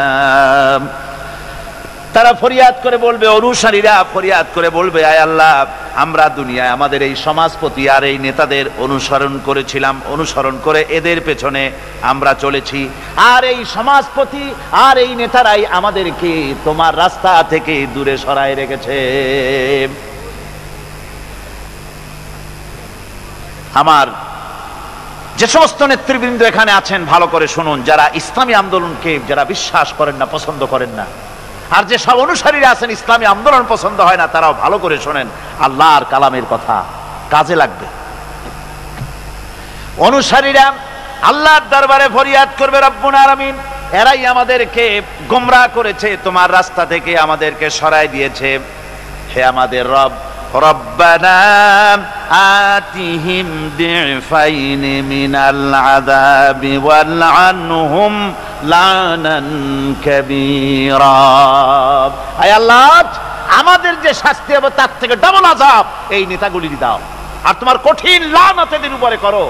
এরা আমাদেরকে গোমরাহ করেছে, তোমার রাস্তায় চলতে দেয় নাই। এরা মাঠে ময়দানে বক্তৃতা করেছে, আমরা মিটিং এর আয়োজন করেছি, আসরে রক্ত চলে যায়, মাগরিবে রক্ত চলে যায়, নেতা একবারের জন্য বলে নাই আজান দাও আমরা সবাই নামাজ পড়ি। বলে? জোরে বলেন, বলে? ও অনুসারী ভাইরা, ভালো করে শোনো, ওই নেতা নামাজের জন্য বলে না, চরিত্র তৈরি করার জন্য বলে না, মা বাপের খেদমতের জন্য বলে না, বরং হাতে অস্ত্র তুলে দেয় শিক্ষকদের জনমের মতো শিখাইবার জন্য। সমস্ত কলেজ ইউনিভার্সিটিগুলি সব এখন মিনি ক্যান্টনমেন্ট। ইউনিভার্সিটি সহ প্রায় 180টার মতো শিক্ষাঙ্গন, শিক্ষা প্রতিষ্ঠান সন্ত্রাসের কারণে বন্ধ। একটা একটা করে একটু একটু খুলতেছে, সব সন্ত্রাসের কারণে। আর এই সন্ত্রাস কারা করছে? কারা অস্ত্র দিতেছে? ছেলেরা, তোমরা বুঝতে পারো নাই, তোমাদের হাতে কলম শোভা পায়, তোমাদের হাতে বই শোভা পায়। তোমাদের হাতের কলম তুলে নিয়ে হাতে যারা স্ট্যান্ড গান তুলে দেয়, তারা তোমাদের বন্ধু নয়, নেতা নয়, বরং তারা তোমাদের জীবনের দুশ্মন। এগুলি কি জোরে গান? জীবনের দুশ্মন। ঢাকা বিশ্ববিদ্যালয়, অনেকে গর্ব করে বলেন এটা হলো প্রাচ্যের অক্সফোর্ড। হতে পারে, ছিল একসময়। এখন সেই প্রাচ্যের অক্সফোর্ড এখন হয়েছে ছোট্ট একটি ক্যান্টনমেন্ট। ওই ইউনিভার্সিটির সামনে দিয়া লোকেরা যাতায়াত করতো, আগে আনন্দে বুক ফুলে উঠতো, আমার শ্রেষ্ঠ বিদ্যাপীঠ, এখানেই আমার লেখাপড়া হয়, কত ছেলে এখান থেকে প্রেসিডেন্ট হয়, প্রধানমন্ত্রী হয়, কত কিছু হয়। আর এখন ওই ইউনিভার্সিটির সামনে দিয়ে যাওয়ার সময় মানুষ যখন যায়, যদি রিকশায় থাকে, রিকশা ড্রাইভারকে বলে, বাবা জোরে চালা, বকশিস দেব। আর যদি পায়ে হাঁটে তো দ্রুত গতিতে দৌড় মারে, আর আয়াতুল কুরসি পড়ে বোতাম খুলে জোরে জোরে বুকে ফু মারে, আর বলে যে আল্লাহ এই ছাত্রদের সঙ্গে যেন দেখা না হয়। আমার ভাইজান আল্লামা হযরত মাওলানা সৈয়দ কামালউদ্দিন জাফরি মাদ্দাজিল্লাহুল আলী আমাকে বলছিলেন যে আসলে কোরআনের আয়াত দিয়ে আমাকে বলছিলেন যে ঢাকা বিশ্ববিদ্যালয় এর চতুর্দিকে একটা বড় প্রাচীর তৈরি করা উচিত, যেমন ইয়াজুজ মাজুজের জন্য প্রাচীর তৈরি করা হয়েছিল। কোরআন শরীফে আছে। ইয়াজুজ মাজুজের জ্বালায় যখন এলাকার লোক টিকতে পারে না, তখন জনগণ বলেছিল, ইয়া যাল কারনাইন, আমরা আপনাকে সাহায্য করব, খরচ দেব, সরকারি খরচ আর আমাদের খরচ নিয়ে একটা প্রাচীর করে দেন, যে ইয়াজুজ মাজুজরা যেন বাইরে যেতে না পারে। আজকে অবস্থা কি হয়েছে? পুলিশ পর্যন্ত হয়রান। ওদের মার দেখা পুলিশ বাবারে মা কই দৌড় দেয় আর একদিকে। সুতরাং আজকে কিয়ামতের দিন এই উপায় থাকবে না। আল্লাহ পাক এখানে অনেক সেলুট পাওয়া যাবে। এখানে দেখেন না, বাঁচলেও সেলুট, আবার যখন মরার পরে রাষ্ট্রপ্রধান মরছে অথবা তার পাশাপাশি কেউ মরছে, কামানবাহী শকটে করে নিয়ে যায় আর্মিরা লেফট রাইট করতে করতে। কামানবাহী শকট নিয়ে যাও কি ফেরেশতারে ভয় দেখাবার জন্য? এরপরে কবরের মধ্যে থুই আবার তোপ দাগায়, কামান দাগায়, বিরাট বিরাট আওয়াজ করে, আর বিরাট জোরে সেলুট মারে।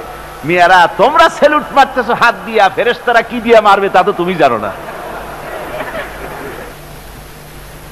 আমরা বহুত দেখছি, কত দেখলাম। ফুলের মালা আর ফাঁসির রশি খুবই পাশাপাশি, বেশি দূরে না।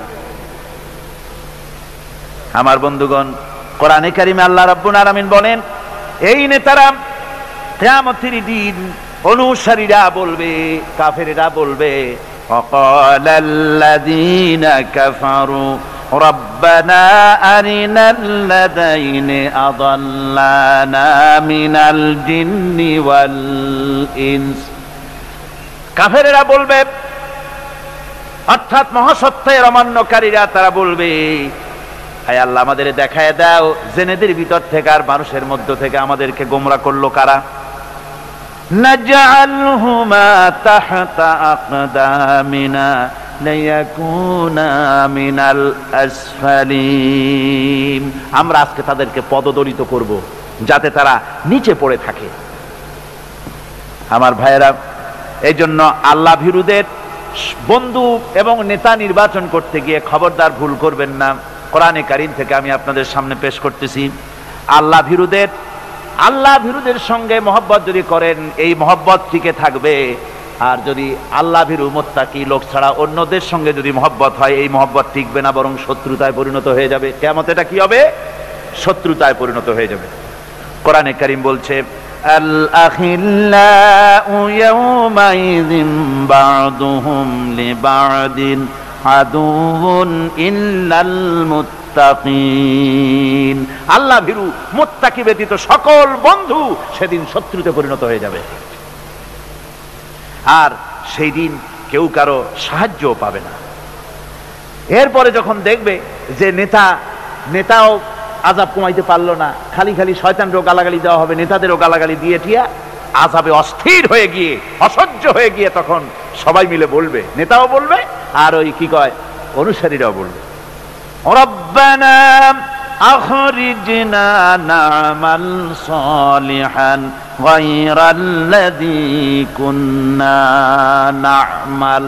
আয় আল্লাহ রাব্বুল আলামিন, মেহেরবানি করে আমাদেরকে এখান থেকে একটু বের করে দাও।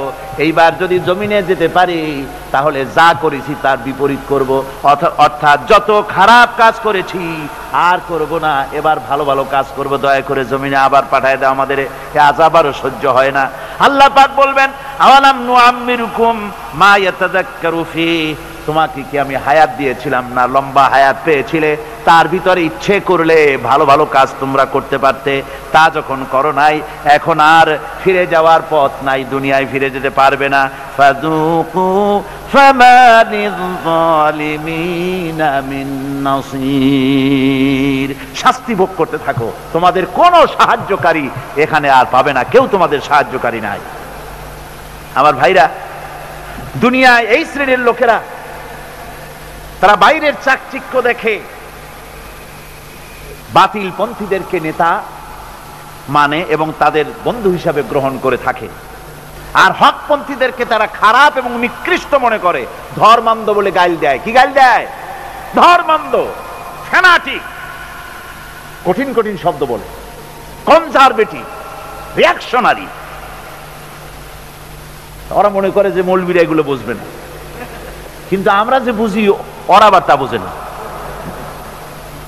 ওরা বলে রিঅ্যাকশনারি, আমরা বলি হ্যাঁ আমরা তো রিঅ্যাকশনারি, আমাদের অ্যাকশন আছে বলেই তো রিঅ্যাকশন হয়, তোমাদের অ্যাকশনও নাই, রিঅ্যাকশন নাই। ওরা বলে প্রতিক্রিয়াশীল, অবশ্যই আমরা প্রতিক্রিয়াশীল, ইমানের ক্রিয়া আছে, ইমান বহির্ভূত যা দেখি শরীরের ভিতরে আগুন জ্বলে ওঠে। আর তোমরা তো প্যারালাইজড, তোমাদের কোনো অনুভূতি নাই। আর আমাদের গাইল দেয় কয় মৌলবাদী। আমি বহুবার বলেছি যে আমরা মৌলবাদী, হাজার পার মৌলবাদী, একবার না। তোমরা খুঁটির সাথে ঠ্যাং বাঁধাইয়া চিৎকার মেরে মৌলবাদী বলে গাল দাও, ওটা গাল নয়, আমাদের জন্য ওটা নেয়ামত। আমরা মৌলবাদী অর্থাৎ মূলবাদী। আমরা কি বাদী? এখানে মৌলবাদী আছে? কতজন মৌলবাদী দেখি তো?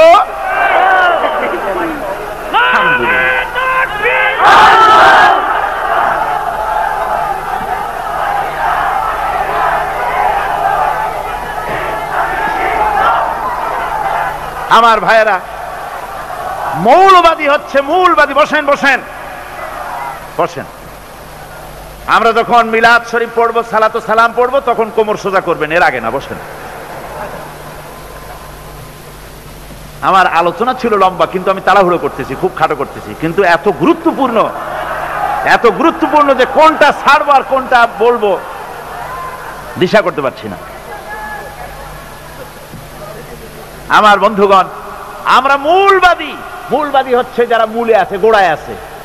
আমরা আছি গোড়ায়। কোরআন হাদিস আর আল্লাহ রসুল হলো মূল। মূল কি? কোরআন হাদিস। মূল হলো আল্লাহ রসুল। মূল কি? আমরা সব মূলবাদী, মূলে আছি। আর আমাদের যারা মৌলবাদী বলে ওরা হলো আগাবাদী। ওরা কি বাদী? আগাবাদী। মূলের জোর বেশি না আগার জোর বেশি? মূলের জোর বেশি। সুতরাং আগায় বসিয়া বেশি নড়াচড়া করো না, চুপচাপ থাকো। বেশি নড়াচড়া করবা, আমরা গোড়া ধরে একটু নাড়া দেবো, ছিটকা গিয়া সেন্ট মার্টিন থেকে আরো দূর গিয়া পড়বা। যারা এই সমস্ত দিনদার ইমানদার লোকদেরকে যারা গালি দিল মৌলবাদী বলে, রক্ষণশীল ধর্মান্ধ বলে যারা গালি দিয়েছে, কিয়ামতের দিন তারা নিজেদেরকে তো ভালো মনে করে, আমাদের বলে মৌলবাদী, আর ওরা ভালো ফার্স্ট ক্লাস নাগরিক। ওরা নিজেদেরকে খুব সুপার কোয়ালিটি মনে করে। এখন সুপার কোয়ালিটি মনে করিয়া কিয়ামতে যাবে জাহান্নামে। কোথায় যাবে? এই জাহান্নামে গিয়া জাহান্নামের মারাত্মক পরিণতি দেখে তারপরে এদিক ওদিক তাকাবে, যেগুলারে মৌলবাদী বলে গালা দিয়েছিলাম সেগুলা কই? আল্লাহ পাক বলেন ওয়াকালু মা লানা লা নারা রিজালান কুন্না নাউদ্দুহুম মিনাল আশরার। ওরা এদিক ওদিক তাকাবে আর বলবে যেগুলারে গালি দিছিলাম, নিকৃষ্ট বলতাম, যেগুলাকে ঘৃণা করতাম, সেই লোকগুলা কই, তাদেরকে তো দেখতেছি না। ইত্তাখাযনাহুম সিখরিয়া আম যাগাত আনহুমুল আবসার। আমরা তো দুনিয়ায় তাদেরকে সবসময় ঠাট্টা করতাম, বিদ্রুপ করতাম, যেই যে মৌলবাদী যায়, এই তো মোল্লা যায়, মোল্লা বলে গাল দেয়, হ্যাঁ নামাজ রোজা করে, কি একটা একেবারে আউটডেটেড, কোনো পদেরই না। এইভাবে গাল দিতাম যেগুলারে, তাদের দেখছি না কেন, ওদের ঠাট্টা করতাম সব সময়। মিয়া সাহেব এই কথাগুলো কি আমার না কার? আল্লাহর কথা, কত বাস্তব কথা। বলবে যেগুলারে এইভাবে ঠাট্টা করতাম, লম্বা জামা গায়ে দেয়, মুখে দাড়ি রাখে, নামাজ পড়ে, ইসলামী আন্দোলন করে, এই জন্য গালি দিতাম, ঠাট্টা করতাম, এগুলো দেখি না কেন? না আমাদের চোখে ভ্রম ঘটছে, দেখি না কেন ওরা গেল কই? এইভাবে করে তারা জাহান্নামের ভিতরে খুঁজতে থাকবে। পরক্ষণে ক্ষুধা এবং তৃষ্ণায় অস্থির হয়ে গিয়ে তারা বেহেশতের মধ্যে পরিচিত লোকগুলি দেখতে পাবে। ওই তো যেগুলির গাল দিছিলাম, মন্দ বলতাম, নিকৃষ্ট বলতাম, মৌলবাদী বলতাম, ধর্মান্ধ বলতাম, তাদের তো ওই দেখা যায়। এরপরে জাহান্নামের ভেতরে বসে এই লোকগুলি কি বলবে আল্লাহ পাক কোরআন শরীফে শোনায় দিলেন। ওরা পিপাসায় আর ক্ষুধার যন্ত্রণায় অস্থির হয়ে গিয়ে বলবে ওয়ানাদা আসহাবুন নারি আসহাবাল জান্নাহ আন আফিদু আলাইনা মিনাল মা আও মিম্মা রাযাকাকুমুল্লাহ। জাহান্নামীরা চিৎকার দিয়ে ডেকে বলবে, ও জান্নাতীরা, আমরা দোজখে পড়ে ক্ষুধার জ্বালায়, পিপাসার জ্বালায় শেষ হয়ে গেলাম। আল্লাহ তোমাদেরকে যে পানি দিয়েছেন, খাবার দিয়েছেন, ওর থেকে একটু খাবার আর একটু পানি আমাদেরকে নিক্ষেপ করো বা ঢেলে দাও। বেহেশতীরা তখন বলবেন ক্বালু ইন্নাল্লাহা হাররামাহুমা আলাল কাফিরিন। শুনে রাখো, আল্লাহ রাব্বুল আলামিন কাফেরদের জন্য জান্নাতের এক ফোঁটা পানিও হারাম করে দিয়েছেন। তোমাদের জন্য আজকে জান্নাতের খাদ্য এবং পানীয় তোমাদের জন্য না, হারাম। এবার বেহেশতীরা বলবে ওয়ানাদা আসহাবুল জান্নাতি আসহাবান নার। জান্নাতীরা জাহান্নামীদেরকে ডেকে বলবে, ও জাহান্নামীরা, আন ক্বাদ ওয়াজাদনা মা ওয়াদানা রাব্বুনা হাক্কান। আমরা আল্লাহ পাক যা ওয়াদা করেছিলেন সব ওয়াদা অনুযায়ী পেয়েছি। আল্লাহ বলেছেন দিন কায়েমের জন্য যদি কষ্ট করা লাগে কষ্ট করো। আমরা কষ্ট করেছি, রাত জেগে তাহাজ্জুদের নামাজ পড়েছি, আমরা জিহাদ করেছি, ময়দানে শাহাদাত বরণ করেছি, কত কষ্ট করেছি। আল্লাহ বলেছেন এর নিয়ামত জান্নাত দেব। আল্লাহ তার ওয়াদা অনুযায়ী জান্নাতের নিয়ামত আমাদের দিয়ে দিয়েছেন। ফাহাল ওয়াজাদতুম মা ওয়াদা রাব্বুকুম হাক্কান। ও জাহান্নামীরা, তোমরাও কি আজ তোমাদের প্রতি আল্লাহর যে ওয়াদা ছিল তা ঠিক মতো পেয়েছো কিনা? তোমাদের প্রতি ওয়াদা ছিল আল্লাহর সঙ্গে যদি নাফরমানি করো, ইসলামী আন্দোলনের লোকদের সঙ্গে যদি বিরোধিতা করো, কোরআন যদি অমান্য করো, আল্লাহর বিধানের সঙ্গে যদি উল্টা পাল্টা করো, আর রসুলের পথ যদি না ধরো, তাহলে জাহান্নামে যাবে। এই যে ওয়াদা ছিল সে ওয়াদা তোমরা পাইছো কিনা ঠিক মতো? ক্বালু নাম। তারা বলবে যে হ্যাঁ পেয়ে গেছি। আজকে তো আর কোনো উপায় নাই।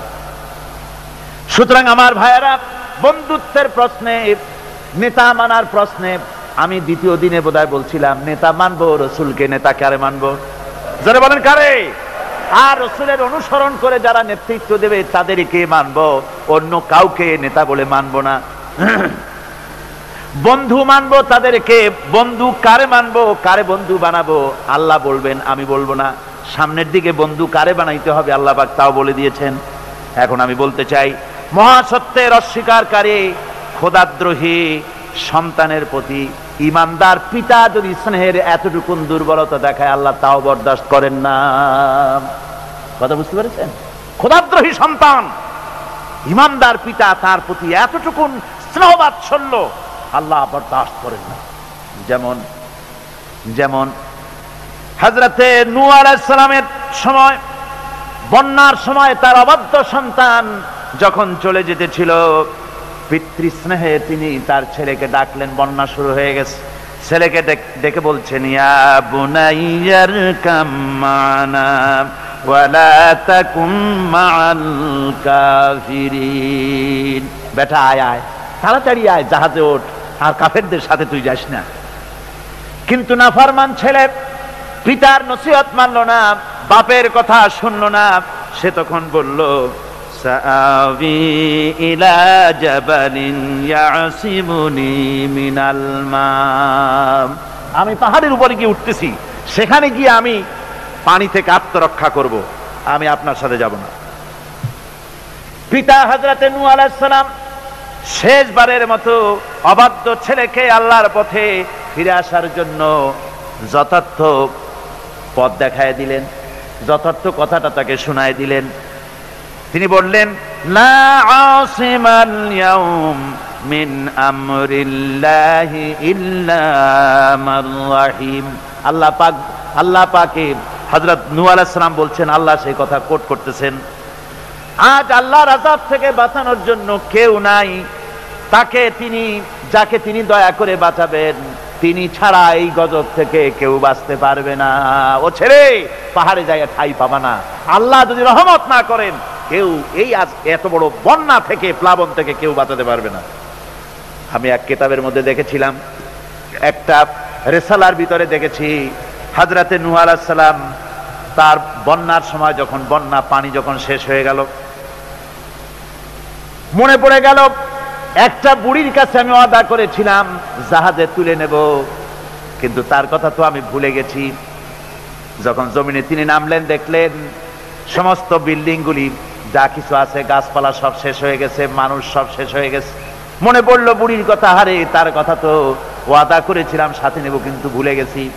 হঠাৎ তিনি দূরে দেখতে পেলেন একটা ছোট্ট ঝুপড়ির মতো মনে হয়, মনে করলেন যেখানে পাহাড় পর্যন্ত নড়বড়ে হয়ে গেছে, ছোট্ট ঝুপড়িটা সেখানে টিকলো কি করে? কাছে গেলেন, ভেতরে মানুষ আছে বলে মনে হলো। কাছে গিয়ে ভিতরে জিজ্ঞেস করলেন, কে? জবাব এলো, আমি এই ঘরের মালিক, বৃদ্ধা এক বুড়ি, আমি এক মহিলা, তুমি কে? উনি বললেন, আমি আল্লাহর পয়গম্বর হযরত নূহ আলাইহিস সালাম। বুড়ি বলছেন, ওগো আল্লাহর পয়গম্বর, আমার মনে হয় আমি ঠিকই বুঝতে পেরেছি, পয়গম্বরেরা কখনো মিথ্যা ওয়াদা করেন না। আমার মনে হয় আপনি আমাকে খবর দিতে এসেছেন বন্যা কবে হবে। হযরতে নূহ আলাইহিস সালাম সিজদায় পড়ে আল্লাহু আকবার বলে সিজদায় পড়ে কাঁদতে লাগলেন আর বললেন, রব্বুল আলামিন, সুদীর্ঘ 40 দিনের এই বিরাট প্লাবনে দুনিয়ার সব শেষ হয়ে গেল, প্রাণী জগৎ শেষ হয়ে গেছে, এর ভিতরে বুড়ি কেমনে বেঁচে রইল? তোমার কুদরত বোঝা বড় দুঃসাধ্য। আল্লাহ রাব্বুল আলামিন ডেকে বলেন, হুরে, যখন বিপদ এসেছিল, মুসিবত এসেছিল, তুমি তোমার উম্মতকে ভুলে গেছো। আমি রহমানুর রহিম, আমি আমার বান্দীকে ভুলে যেতে পারি নাই। আমার বন্ধুগণ, আল্লাহ রাব্বুল আলামিন বলছেন, হযরতে নূহ আলাইহিস সালাম বলছেন যে আল্লাহ ছাড়া কেউ বাঁচাইতে পারবে না। এমনি করে ছেলের সঙ্গে যখন কথোপকথন হচ্ছিল, ওয়াহালা বাইনাহুমাল মাউজু ফাকানা মিনাল মুগরাকিন। উভয়ের মধ্যে যখন কথাবার্তা হচ্ছিল, তখন বিরাট এক ঢেউ এসে কেনানকে কোথায় হারিয়ে দিল, শেষ হয়ে গেল। কেনান যখন পানির ভিতরে ডুবে গেল, হযরতে নূহ আলাইহিস সালাম ব্যাকুল হয়ে গেলেন, নিজের সন্তান পানির মধ্যে ডুবতেছে, বাপের মনে কেমনে সহ্য হয়? পিতৃস্নেহে উদ্বেল হয়ে পড়েছেন তিনি তখন বললেন, ওয়ানাদা নূহুর রাব্বাহু ফাকালা ইন্না ইবনি মিন আহলি। নূহ আলাইহিস সালাম চিৎকার মেরে বললেন, আয় আমার রব, আমার পুত্র, সে আমার আহাল, আমার পরিবারভুক্ত। পুত্রের মুক্তির জন্য নূহ আলাইহিস সালামের প্রার্থনা করা আদৌ বেঠিক ছিল না। সন্তানের জন্য স্নেহের দিক থেকে তা সঠিক হলেও আল্লাহর যে নিয়ম নীতি, তা ছিল সেই নিয়মের সম্পূর্ণ পরিপন্থী। আল্লাহ রাব্বুল আলামিন সাথে সাথে জবাব দিয়া দিলেন, ইয়া নূহ ইন্নাহু লাইসা মিন আহলিক ইন্নাহু আমালুন গায়রু সালিহ। আল্লাহ রাব্বুল আলামিন বললেন, ও নূহ, এই ছেলে তোমার ঘরের তোমার আহাল নয়, সে তোমার পরিবারভুক্ত নয়। হযরত নূহ আলাইহিস সালাম আল্লাহর এই কথা শুনে ভয়তে কেঁপে উঠলেন। নূহ আলাইহিস সালাম বললেন, আয় আল্লাহ, আমি সেই সব প্রার্থনা থেকে তোমার কাছে পানা চাই যে প্রার্থনা সম্পর্কে, যে জিনিস সম্পর্কে আমার নিজের কোনো ইলম নাই। আমি যা করে ফেলেছি, যা বলে ফেলেছি, ইল্লা তাগফিরলি ওয়া তারহামনি আকুম মিনাল খাসিরিন। আয় আল্লাহ, যা আমি করে ফেলেছি, বলে ফেলেছি, তুমি যদি আমাকে মাফ না করে দাও, তুমি যদি আমাকে ক্ষমা না করে দাও, আমার প্রতি যদি রহম না করে, তাহলে আমি ক্ষতিগ্রস্ত হয়ে যাব। আমার ভাইরা, এই জন্য ইসলামে রক্তের সম্পর্ক গৌণ, আর আদর্শের প্রশ্ন হচ্ছে মুখ্য। আদর্শ সবচেয়ে বড়। আপনার ছেলে হতে পারে, কিন্তু আল্লাহর আইনের অবাধ্য হলে সেই ছেলের সঙ্গে স্নেহের সম্পর্ক থাকতে। হযরত আবু বকর সিদ্দিক রাদিয়াল্লাহু তাআলা আনহু বদরের জিহাদের পরে যখন ফিরে এসেছেন, ছেলে আব্দুল্লাহ তখনও কাফের ছিলেন। হযরত আবু বকরকে বলছেন, আব্বাজান, বদরের মাঠে জিহাদের মধ্যে, যুদ্ধের ময়দানে কয়েকবার আপনারে পাইছিলাম তরবারির সামনে, কিন্তু আপনি আমার সম্মানিত পিতা, আমি আপনাকে কিছুই বলি নাই। হযরত আবু বকর বলেন, আমার ছেলে, বদরের মাঠে তোমার তরবারির সামনে কয়েকবার আমাকে পেয়েছো, কিছু বলো নাই। আমি আল্লাহর নামে কসম করে বলি, ওই বদরের মাঠে তুমি যদি আবু বকরের চোখের সামনে একবারও পড়ে যেতে, আবু বকরের তরবারি তোমাকে ক্ষমা করে দিত না। যেহেতু আমি মুসলমান আর তুমি কাফের, তোমার সাথে স্নেহের সম্পর্ক হবে তখন যখন তুমি ইসলামের পূর্ণ অনুসারী হবে, আদর্শের অনুসারী হবে। আমার ভাইরা, এই জন্য সূরা তাওবার ভিতরে আল্লাহ রাব্বুল আলামিন বলেছেন, ইয়া আইয়ুহাল্লাযীনা আমানু লা তাত্তাখিযু আবাআকুম ওয়া ইখওয়ানাকুম আউলিয়া ইন ইস্তাহাব্বুল কুফরা আলাল ঈমান। ও বিশ্বাসীরা, খবরদার, তোমরা তোমাদের বাপ হোক আর ভাই হোক বন্ধু বলে গ্রহণ করবে না এমত অবস্থায় যখন তারা ইমানের চাইতে কুফরিকে বেশি ভালোবাসে। কথা বুঝতে পেরেছেন? আল্লাহ নিষেধ করছেন, খবরদার, এদেরকে বন্ধু বলে গ্রহণ করো না, বাপ হোক আর ভাই হোক। ইমানের চাইতে কুফরিকে যদি ভালোবাসে, ইসলামের চাইতে সমাজতন্ত্রকে বেশি ভালোবাসে, ইসলামের চাইতে জাতীয়তাবাদকে বেশি ভালোবাসে, ইসলামের চাইতে ধর্মনিরপেক্ষতাবাদকে বেশি ভালোবাসে, ইসলামের তুলনায় মানুষের তৈরি করা মতবাদকে ভালোবাসে, যদি তোমার বাপ হয়, যদি তোমার ছেলেও হয়, যদি ভাইও হয়, খবরদার, বন্ধু বলে গ্রহণ করো না। যদি তা করো, ওয়ামান ইয়াতাওয়াল্লাহুম মিনকুম ফাউলাইকা হুমুজ জালিমুন। যদি তা করো, তাহলে তোমরা এভাবে এদেরকে যদি বন্ধু বলে গ্রহণ করো, তাহলে তোমরা জালিম হবে, জালিমের অন্তর্ভুক্ত হয়ে যাবে। এখন আসল বন্ধু কারে বানাবো, সে কথা কার কাছ থেকে জানবো? আল্লাহর কাছ থেকে। কার কাছ থেকে? আল্লাহ রাব্বুল আলামিন বলেন, শোনো আসল বন্ধুকে, আল্লাহু ওয়ালিয়্যুল্লাযীনা আমানু ইউখরিজুহুম মিনাজ যুলুমাতি ইলান নূর। আল্লাহ হচ্ছেন মুমিনদের বন্ধু। আল্লাহ মুমিনদের কি? আল্লাহই হচ্ছেন মুমিনদের বন্ধু। তিনি অন্ধকার থেকে মানুষগুলিকে আলোর দিকে নিয়ে আসেন। আমার ভাইয়েরা, প্রকৃতপক্ষে মানব জাতির বন্ধুর পরিচয় আল্লাহ পাক এভাবে দিয়ে দিচ্ছেন, ইন্নামা ওয়ালিয়্যুকুমুল্লাহু ওয়া রাসূলুহু ওয়াল্লাযীনা আমানু আল্লাযীনা ইউকিমুনাস সালাতা ওয়া ইউতুনাজ যাকাতা ওয়া হুম রাকিউন। প্রকৃতপক্ষে বন্ধু হচ্ছেন আল্লাহ, রাসূল এবং মুমিন। আল্লাহ বলেন, আল্লাহ, রাসূল আর মুমিন, এরাই হবে বন্ধু। আর মুমিন আবার কে?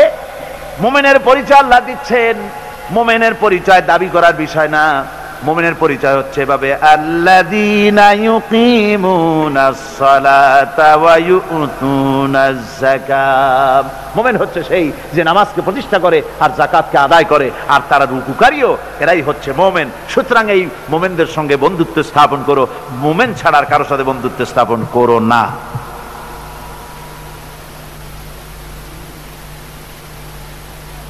আল্লাহ পাক এবার বলছেন কিয়ামতের দিন, ওয়াকালার রাসূলু ইয়া রাব্বি ইন্না কওমি ইত্তাখাযু হাযাল কুরআনা মাহজুরা। কিয়ামতের দিন আল্লাহর হাবিব তিনি মামলা দায়ের করবেন। চিন্তা করেন, কিয়ামতের দিন আল্লাহর কোর্টে, কার কোর্ট? আল্লাহর কোর্টে মামলা দায়ের করবেন কে? কে করবেন? রাসূল পাক সাল্লাল্লাহু আলাইহি ওয়াসাল্লাম। তার নামে দরুদ পড়েন, সাল্লাল্লাহু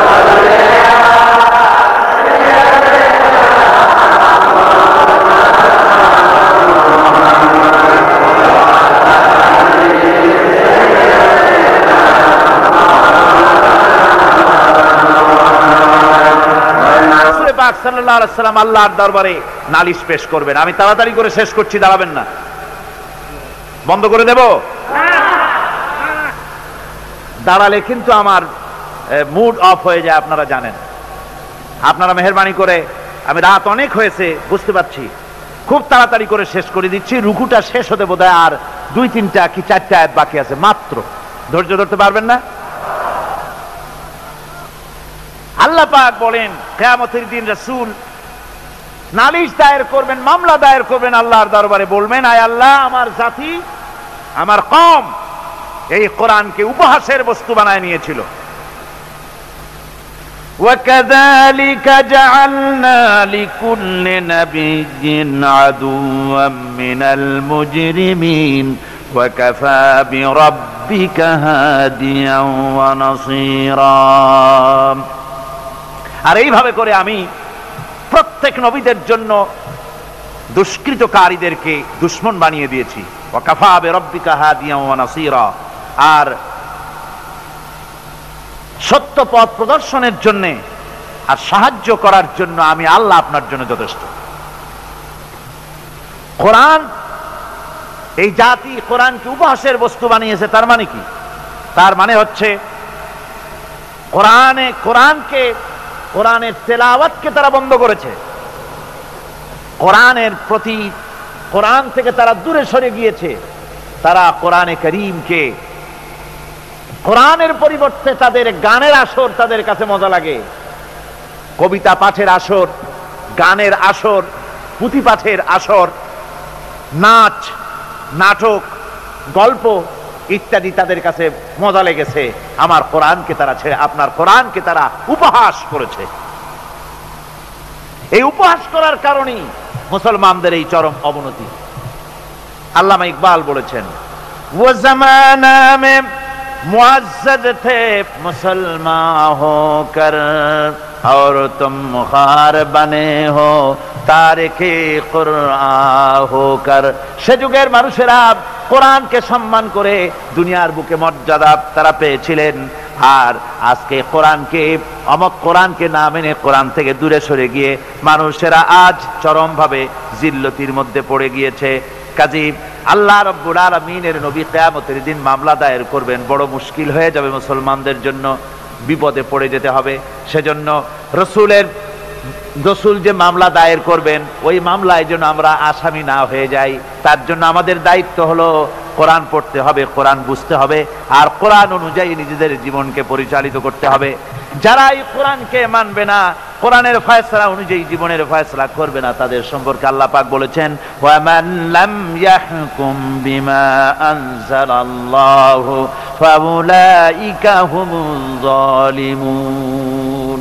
যারা এই কোরআন দিয়ে, এই বিধান দিয়ে বিচার ফয়সালা করে না, তারা জালিম, তারা কাফের, তারা ফাসিক, যারা নাকি কোরআন দিয়ে বিচার ফয়সালা করে না। সুতরাং কোরআনের একটি রাজ কায়েম করার জন্য চেষ্টা করতে হবে, সম্মিলিতভাবে চেষ্টা করতে হবে, যাতে করে সমাজে কোরআনের রাজ কায়েম হয়ে যায়। শুধু তেলাওয়াতের মাধ্যমে নয়, বরং বাস্তবে কোরআনকে জমিনে প্রতিষ্ঠার জন্য সর্বাত্মক প্রচেষ্টা চালাতে হবে মুসলমানদেরকে। আমরা কি সেই প্রচেষ্টা চালাতে রাজি আছি? জোরে বলেন রাজি আছি। আল্লাহ রাব্বুল আলামিন বলেন, আমি প্রত্যেক নবীর জন্য দুষ্কৃতকারীদেরকে দুশমন বানায় দিয়েছি, অর্থাৎ এই দুশমনি চলতে থাকবে। হঠাৎ করে ফেরেশতারা এসে জমিনে দিন কায়েম করে দিয়ে যাবেন, এজন্য সংগ্রাম করতে হবে, এজন্য কষ্ট করতে হবে। আর আল্লাহ পাক বলেন, নবীকে বলছেন আপনাকে সাহায্য করার জন্য, সত্য পথ দেখাবার জন্য, আর সাহায্য করার জন্য আমি আল্লাহ আপনার জন্য যথেষ্ট। যখন দিন কায়েমের জন্য সংগ্রামে মানুষ লিপ্ত হয়ে যাবে, আল্লাহ পাক বলেন শত্রুদের হাতে অসহায় করে আমি তোমাদের ছেড়ে দেব না। ওয়া কানা হাক্কান আলাইনা নাসরুল মুমিনিন, মুমিনদের সাহায্য করা আমি আল্লাহর জন্য ওয়াজিব। মুমিনদের জন্য সাহায্য করা আল্লাহর কি হক। আল্লাহ বলেন আমি মুমিনদেরকে সাহায্য করব, ভয় পাইও না। ওয়ালা তাহিনু ওয়ালা তাহজানু ওয়া আনতুমুল আলাউনা ইন কুনতুম মুমিনিন। কোনো ভয় নাই, কোনো চিন্তা নাই, যদি মুমিন হও আমি আল্লাহ তোমাদেরকে বিজয়ী করব। মুমিন হওয়া লাগবে, আর যদি মুমিন না হও তাহলে বারমার মতো কাফেরের দেশ ভয় দেখাবে, ভয়ের সাথে চিত হয়ে পড়বা। বুঝলেন? ঈমান যদি থাকে, ঈমানের মজবুতি যদি থাকে, তাহলে মুসলমান লড়াই করে এসেছে, ইতিহাস দেখিয়ে এসেছে। সামান্য কয়েকজন মুসলমান, আল্লাহ বলেছেন 10 জন যদি হও 100-র উপরে আমি তোমাদেরকে জয়যুক্ত করব। সুবহানাল্লাহ। মুত্তাকি হতে হবে, সাবের হতে হবে। মুসলমান হলে তার তো ভয়ের কিছু নাই, সে লড়াই করে অস্ত্রের জোরে নয়, জনবলের সৈন্যদের শক্তির জোরে নয়, সে লড়াই করে আল্লাহর রহমতের উপরে ভরসা করে, ঈমানের জোরে। কিসের জোরে? ঈমানের জোরে। এই জন্য মুসলমানদের সাথে যারাই লড়াই করতে এসছে, মার খাইয়া পলাইয়া কুল পায় নাই, মহাবীর দুর্বল সিংহের মতো পলাইছে।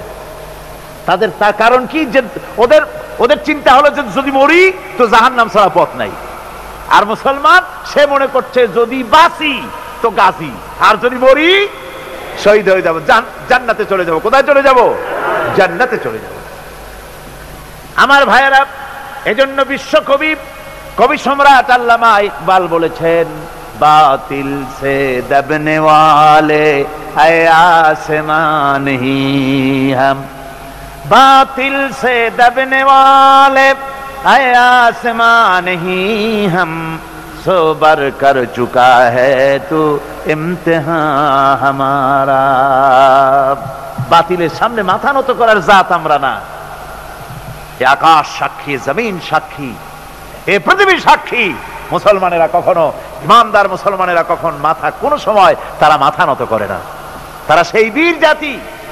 দস্ত দস্ত है दरिया भी न छोड़े हमने, दस्त दस्त है दरिया भी न छोड़े हमने, बहरे जुल्मत में दौड़ा दिए घोड़े हमने। আমরা সেই জাতি, প্রান্তর তো প্রান্তর। শ্রাবণের খরস্রোতা উত্তাল তরঙ্গমালা নদীর উপর থেকে ঘোড়া দাবড়িয়ে আমি নদীর অপর পারে ইসলামের পতাকা উড্ডীন করেছি, আমি সেই মুসলমান। সুতরাং আল্লাহ রাব্বুল আলামিন বলেন, ইয়া আইয়ুহাল্লাযীনা আমানু ইন তানসুরুল্লাহা ইয়ানসুরকুম। ও বিশ্বাসীরা, তোমরা যদি আল্লাহর মদদ করো, আল্লাহ তোমাদের মদদ করবেন। তোমরা আল্লাহর সাহায্য করো, আল্লাহ তোমাদের সাহায্য করবে। আল্লাহর কি সাহায্য করবেন আপনারা? আল্লাহর দান কম হয়েছে না চাউল কম হয়েছে? কি সাহায্য করবেন? আল্লাহর সাহায্য মানে ইসলামের সাহায্য। আপনি যদি ইসলামের সাহায্য করেন, আল্লাহ রাব্বুল আলামিন আপনাকে সাহায্য করবেন। আর সাহায্য এমন ভাবে করবেন, ইতিহাসে বহু কথা আছে, আমি সংক্ষেপ করে দিচ্ছি। বদরের প্রান্তরে মাত্র কয়জন মুসলমান, আল্লাহ পাক তাদেরকে কিভাবে জিতালেন। আল্লাহ পাকের ওই কবি বলতেছেন, ফেজায়ে বদরে পয়দা কুন ফেরেশতে তেরি নুসরত কো उतार सकते गर्दों से कतर अंदर कतर अभी। বদরের প্রান্তরে মুসলমানদের ঈমান ছিল, ওই ঈমান যদি তোমরা আনতে পারো, তাহলে আমি আল্লাহ রাব্বুল আলামিন কাতারে কাতারে ফেরেশতা তোমাদের জন্য অবতীর্ণ করে দিতে পারি। জোরে কোন সুবহানাল্লাহ। وقال الذين كفروا لولا نزل عليه القرآن جملة واحدة كذلك لنثبت به فؤادك ورتلناه ترتيلا। শেষ হয়ে আসছে। আল্লাহ পাক বলছেন যে কাফেরেরা তারা বলে যে এই ব্যক্তির উপরে কোরআন একসাথে সবটা নাজিল হইল না কেন, সবগুলি কোরআন একসাথে নাজিল হইল না কেন, 30 পারা পুরাটা এই যে একটু একটু করে নাজিল হয় এইটা কি? তাদের ধারণা যে এটা মুহাম্মদ সাল্লাল্লাহু আলাইহি ওয়াসাল্লামের বানানো, ওই টুকটাক করে রাতের বেলায় শিখাই টুকিয়ে দেয়। ওই যে প্রথম রুকুতে আমি বলেছি আল্লাহ পাকের কথা থেকে, ওই রকম কেউ শিখায় দেয় সেইভাবে। আর আল্লাহর জ্ঞানে যদি আল্লাহরই হবে তাহলে তিনি তো সবটাই দিতে পারতেন, একটু একটু করে দিচ্ছেন কেন? আল্লাহ পাক জবাবে বলেন কাযালিক, এরূপ ভাবে এরকম করা হচ্ছে এই জন্যে লেনুসাব্বিতা বিহি ফুয়াদাকা, যাতে করে আমি আপনার মন মগজের ভিতরে এটাকে ধীরে ধীরে ভালোভাবে হৃদয়ঙ্গম করায় দিতে পারি। ওয়ারাত্তালনাহু তারতিলা, আর এইভাবে আলাদা আলাদা করে সুন্দর করে বিভিন্ন অংশে এটাকে আমি সজ্জিত করে দিয়েছি। অর্থাৎ সমস্ত শরীয়তটা কোরআনটা একসাথে যদি নাজিল হয়ে যেত, সমস্ত হুকুম আহকামগুলি দিশাহারা হয়ে যেত, মানুষ এটা পালন করা সম্ভবপর ছিল না। এর ব্যাখ্যা আছে, সে ব্যাখ্যা আমি দিতে পারলাম না সময়ের অভাবে। ওয়ালা ইয়াতুনাকা বিমাসালিন ইল্লা জিনাকা বিল হক ওয়া আহসানা তাফসীরা। আর এর ভিতরে একটা কল্যাণময়তাও আছে। তাহলে এই যেই লোকগুলি আপনার কাছে আসে আর নানান কথাবার্তা বলে, নতুন নতুন কথা বলে, আশ্চর্যজনক প্রশ্ন তোলে, সুতরাং একসাথে নাজিল করে যিনি তা কি কি করে হতো? ওরা যখন প্রশ্ন তোলে আর বিভিন্ন কথা নিয়ে আসে, আমি সঙ্গে সঙ্গে তার জবাব দেই এবং সঠিকভাবে আমি আপনার সামনে সেই কথাগুলি বক্তব্যকে স্পষ্ট করে তাদের সামনে আমি তুলে ধরি। আল্লাযীনা ইউহশারুনা আলা বুজুহিহিম ইলা জাহান্নাম উলাইকা শাররুম মাকানাও ওয়া আযাল্লু সাবিলা। আর কিয়ামতের দিন যাদেরকে উল্টো করে জাহান্নামে ফেলানো হবে, ঠ্যাং উপরের দিকে দিয়া আর মাথা নিচের দিকে দিয়া উল্টো করিয়া জাহান্নামে ফেলানো হবে। আর এটা হবে তাদের জন্য অত্যন্ত নিকৃষ্ট জায়গা। ওয়া আযাল্লু সাবিলা, তাদের পথ ছিল চূড়ান্তভাবে ভ্রান্ত। এই উল্টা করে ফেলাবে কাদেরকে? যারা নাকি কোরআনের আয়াতগুলিকে উল্টা উল্টা অর্থ করেছে। কথা বুঝতে পেরেছে? কোরআন শরীফকে বিকৃত করেছে, মানুষকে বিভ্রান্ত করেছে, কোরআনের আয়াতগুলি নিয়ে উল্টা উল্টা অর্থ করেছে। কিয়ামতের দিন এদেরকে উল্টা করিয়া জাহান্নামের মধ্যে নিক্ষেপ করা হবে। দেখেন না, আজকে উল্টা অর্থ করা হচ্ছে ধর্ম নিরপেক্ষতার সপক্ষে। কয় যে কোরআন শরীফে আছে ধর্ম নিরপেক্ষতা করতে হবে, বলে কোথায় আছে? কয় লাকুম দীনুকুম ওয়ালিয়া দীন। এখন স্লোগান দেওয়ার সময় নাই তো। এখন বিষয়টা হচ্ছে এই উল্টা কথা তারা বলতো বলতো যে লাকুম দীনুকুম ওয়ালিয়া দীন। এখন আপনারা বলেন লাকুম দীনুকুম ওয়ালিয়া দীন এটা কোন সূরা? সূরা কাফিরুন। এখানে কি? এখানে বিষয়টা হচ্ছে কাফেরেরা বলছিল যে হে মুহাম্মদ সাল্লাল্লাহু আলাইহি সাল্লাম, আসো ধর্মের ব্যাপারে আমরা কিছুদিন তুমি আমাদের এই মূর্তিগুলো পূজা করো, আর আমরা কিছুদিন তোমার হারাম শরীফের মধ্যে যাইয়া মসজিদে হারামে গিয়ে কিছু সময় তোমাদের নামাজ টামাজ পড়ে দিয়ে আসবো। অর্থাৎ ধর্মটা আমরা 50-50 ভাগাভাগি করে নেই। আল্লাহ রাব্বুল আলামিন তার জবাবে বললেন, নবী ওদের শোনায় দেন লাকুম দীনুকুম ওয়ালিয়া দীন। পড়েন সবাই, লাকুম দীনুকুম ওয়ালিয়া দীন। তোমাদের ধর্ম তোমাদের জন্য, আমাদের ধর্ম আমাদের জন্য। এটা তো পক্ষের কথা। এখানে নিরপেক্ষ আছে নাকি কোথাও? নিরপেক্ষ আছে? এখানে নিরপেক্ষর কথা নাই। আমার ভাইরা, ধর্ম নিরপেক্ষ মতবাদ কোন মানুষের মতবাদ নয়। মুসলমান তো দূরের কথা, কোন মানুষের মতবাদ এটা নয়। মানুষ একমাত্র নাস্তিক ধর্ম নিরপেক্ষ হতে পারে। মানুষ কেমনে ধর্ম নিরপেক্ষ হবে? যারা হিন্দু তাকে ধর্মের পক্ষেই থাকতে হবে নাকি? হিন্দু যে সেই ধর্মের কোন দিকে থাকবে? পক্ষে। মুসলমান ধর্মের কোন দিকে? খ্রিস্টান ধর্মের কোন দিকে? ধর্মের ব্যাপারে নিরপেক্ষতার মানে কি? নিরপেক্ষ হলো মাঝখানের পথ। আপনি রাস্তা দিয়ে যান, Chittagong to Dhaka highway, motorway, এই মোটরওয়ে দিয়ে যাওয়ার সময় হয় লেফটিস্ট হন না হয় রাইটিস্ট হন, হয় ডান দিক দিয়ে যান না হয় বাম দিক দিয়ে যান। আপনি যদি কন যে আমি বামপন্থীও না আমি ডানপন্থীও না, আমি নিরপেক্ষ, মাঝখানে দাঁড়ায় থাকবো, ঢাকা চট্টগ্রামের রাস্তার মাঝখানে যদি দাঁড়ায় থাকেন, তাহলে আপনার এই নিরপেক্ষতার স্বাদ মিটাইয়ে দেবে ট্রাক বাবাজি। এক ধাক্কা মারিয়া রাস্তার সাথে জনমের মতো ধর্ম নিরপেক্ষতার সাপ মিটায় দেবে। অনুরূপ ভাবে ইসলাম ভালো লাগে ইসলামের পক্ষে আসেন, ইসলাম ভালো না লাগে বাড়েই যান। হিন্দু ধর্ম ভালো লাগে থাকেন হিন্দু ধর্মে, পছন্দ না হয় চলে যান। ধর্মের হয় পক্ষে আসেন না হয় বিপক্ষে চলে যান। ধর্মের ব্যাপারে নিরপেক্ষ হয়ে দাঁড়ায় থাকবেন রাস্তার মাঝখানের মতো, শয়তানে এক লাথি মেরে জাহান্নামে ফেলে দেবে। সুতরাং ধর্ম নিরপেক্ষ মতবাদ কোন মানুষের মতবাদ নয়, এর দ্বারা মানুষের ধর্মের নিরাপত্তা দেওয়া যায় না। যায়? যদি তা যেত তাহলে ভারতে দিতে পারত না। বাংলাদেশের ধর্ম নিরপেক্ষতাবাদের ওস্তাদ কারা? ভারত। ওই ভারতের থেকেই এখানে আমদানি হয়েছে তাদের মহব্বতের লোকেদের মাধ্যমে, ঠিক কিনা? সুতরাং ধর্ম নিরপেক্ষ মতবাদ যে দেশ থেকে আসছে সে দেশে কি ধর্ম নিরপেক্ষতাবাদ দিয়ে সে দেশের জনগণ বিভিন্ন ধর্মের লোকেরা শান্তিতে আছে? জোরে বলেন আছে? নাই। হরিজনেরা নানান নির্যাতনের মধ্যে আছে, মুসলমান সংখ্যালঘুরা চরম নির্যাতনে আছে, ঠিক কিনা কর? চরম নির্যাতনে মুসলমানদেরকে হত্যা করা হচ্ছে, মুসলমান মারা হচ্ছে, মুসলমানদের মসজিদকে ধ্বংস করা হচ্ছে। এ পর্যন্ত 500-এর উপরে মসজিদকে তারা মন্দির বানায়ছে, বাবরি মসজিদকে তারা রামের জন্মস্থান বানায়ছে, আবার শুনতে পাচ্ছি দিল্লি শাহী মসজিদকে তারা কৃষ্ণের জন্মস্থান বানায় ছাড়বে। এই হলো ধর্ম নিরপেক্ষ মতবাদ।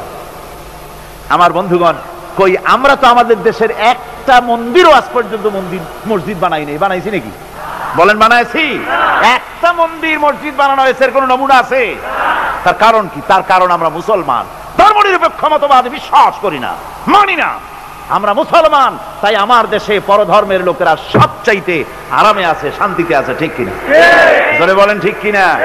ওরা বলে কোরআন শরীফে আছে ধর্ম নিরপেক্ষতাবাদ, এর দলিল আছে। কি দলিল আছে? আরো একটা তো লাকুম দিনুকুম ওয়ালিয়া দিন দিয়ে ফেলাইছেন, আর একটা কি? আর একটা আছে লা ইকরাহা ফিদ্দীন, এইটা বলে বুখারী শরীফে আছে।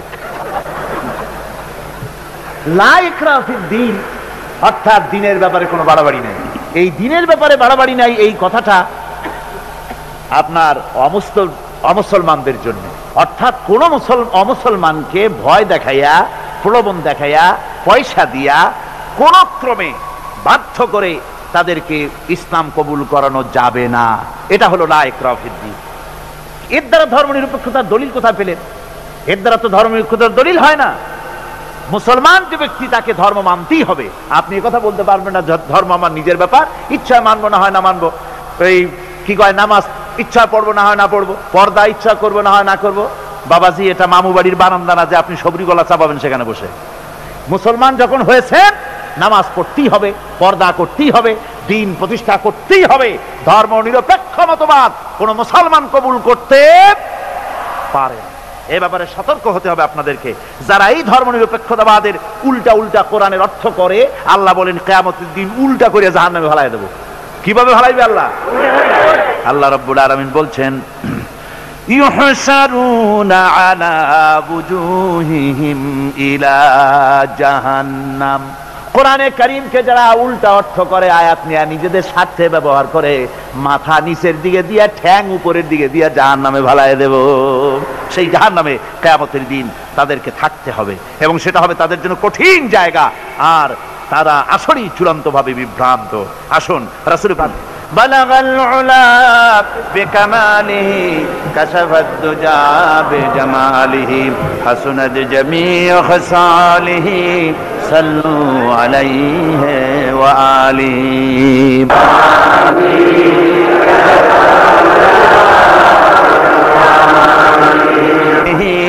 সাল্লু আলাইহি ওয়া আলিহি। আজকে এক সুখবর আছে আপনাদের জন্য। আজকে একজন মহিলা সহ 4 জন, মোট 5 জন অমুসলিম ইসলাম কবুল করতে এসেছেন।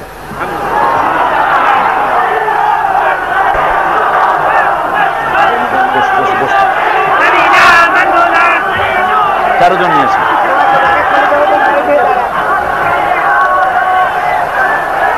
আপনারা বসেন, আমি 4 জনকে দাঁড় করাবো। মোট 5 জন, তো কথা বলবেন না। মোট 5 জন। একজন মহিলা পর্দার আড়ালে থেকে তিনি মুসলমান হবেন, আর বাকি 4 জন পুরুষকে আমি দাঁড় করিয়ে আপনাদেরকে দেখাবো। আপনারা নিজেরা দাঁড়াবেন না, সবাই বসেন। এনাদের পরিচয় আমি দিচ্ছি। একজনের নাম হচ্ছে কুমার, উত্তম কুমার দাস, বাড়ি হচ্ছে সেনবাগ, নোয়াখালী। বর্তমান সে নিজের নাম পছন্দ করেছে ওমর ফারুক। আরেকজন নাম হচ্ছে রমণী দে, পিতার নাম হচ্ছে ক্ষীরত কুমার দে, বাড়ি মহেশখালী, চন্দনপুর, বেলগাঁও। বর্তমান নাম কি তা তো লেখেন নেই।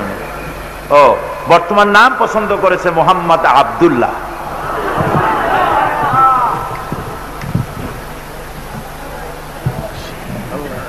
আর একজন হচ্ছেন খ্রিস্টান, তার নাম হচ্ছে জোহন রোমিও রডারিক্স, বাড়ি নোয়াখালী। বর্তমান নাম তিনি পছন্দ করেছেন মোহাম্মদ আজিজুল হক। আর একজন পূর্বের নাম হচ্ছে পান্নালাল রায়, বখতারহাট, সন্দ্বীপ। বর্তমান নাম পছন্দ করেছেন ওমর ফারুক। আর মহিলা যিনি, তার পুরাতন নাম রীতা চাকমা, পিতা শুভ বিহারী চাকমা, রাঙ্গামাটি। বর্তমান নাম তিনি পছন্দ করেছেন সেলিনা আক্তার। যিনি, যে মহিলা ইসলাম কবুল করবেন, তিনি আমাদের সাথে সাথে এখানে আমরা যা পড়ব এটা আপনি উচ্চারণ করবেন আমাদের সাথে সাথে। মহিলা ক্যাম্পে তিনি আছেন, ওখানে বসে আপনি উচ্চারণ করবেন। আর আপনারা দাঁড়ান।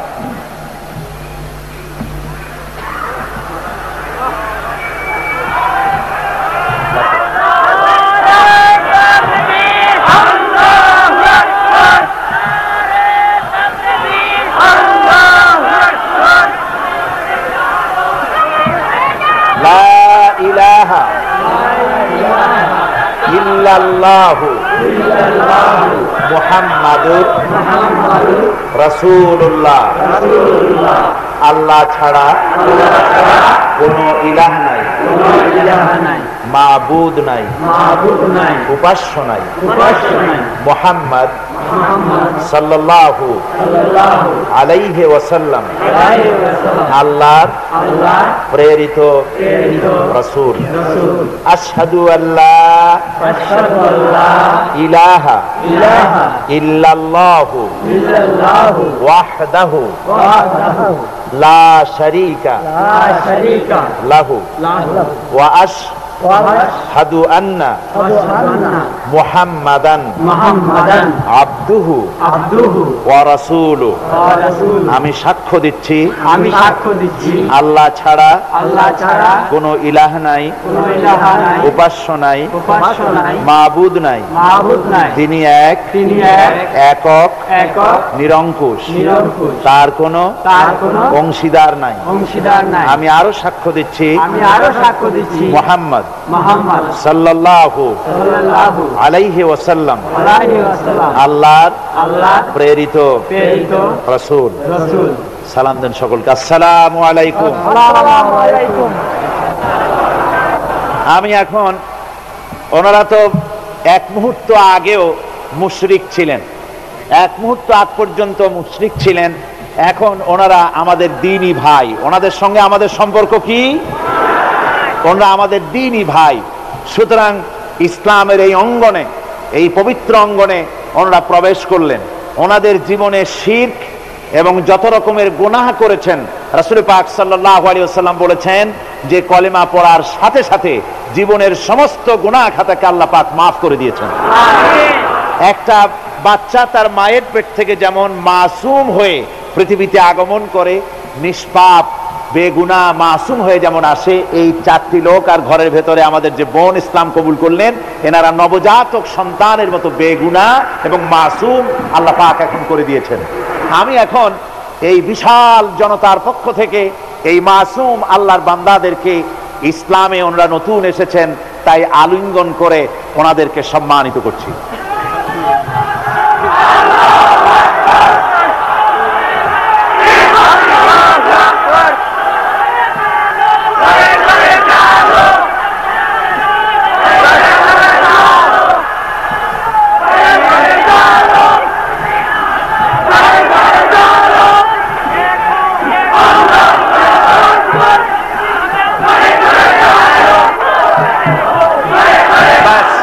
এখন মোনাজাত হবে, মোনাজাতের আগে রব্বানা যালামনা আনফুসানা ওয়া ইন লাম তাগফির লানা ওয়া তারহামনা লানাকুনান্না মিনাল খাসিরিন রব্বানা লা তুযিগ কুলুবানা বা'দা ইয হাদাইতানা ওয়া হাব লানা মিন লাদুনকা রাহমাতান ইন্নাকা আনতাল ওয়াহ্হাব। রব্বুল আলামিন, এই ঠান্ডাকে উপেক্ষা করে তোমার লক্ষ লক্ষ জনতা কষ্ট করে এখানে বসে দীর্ঘক্ষণ আজকে তোমার কালাম শুনেছে, কোরআনে পাক শুনেছে। হায় আল্লাহ রাব্বুল আলামিন, মেহেরবানি করে আমাদের সকলকে আহলে কোরআন বানায়া দাও, আমাদের সকলকে কোরআন সহি করে তেলাওয়াতের তৌফিক দাও, কোরআনকে বোঝার তৌফিক দাও, কোরআন আমল করার তৌফিক দাও। যখন মরে যাব কোরআন শুনতে শুনতে মরার তৌফিক দাও। যখন কবরে চলে যাব কোরআনের নূর দিয়া অন্ধকার কবরকে আলোকিত করে দিও আল্লাহ। কিয়ামতে কোরআনের ছায়া আমাদের নসিব করে দিও, কোরআনের সুপারিশ কিয়ামতের ময়দানে আমাদের নসিব করে দিও। রব্বুল আলামিন, কোরআন যার মাধ্যমে পেলাম সেই বিশ্ব নবী সরওয়ারে কায়নাত রাহমাতুল লিল আলামিন, তার দরবারে এই মাহফিলের সালাম তুমি পৌঁছায়া দাও। রব্বুল আলামিন, আমরা যারা মা বাপ হারাইছি, আমাদের মধ্য থেকে মা বাপ যাদের কবর হয়ে গেছে, দয়া করে তাদের কবরগুলিকে জান্নাতের টুকরা বানায়া দাও।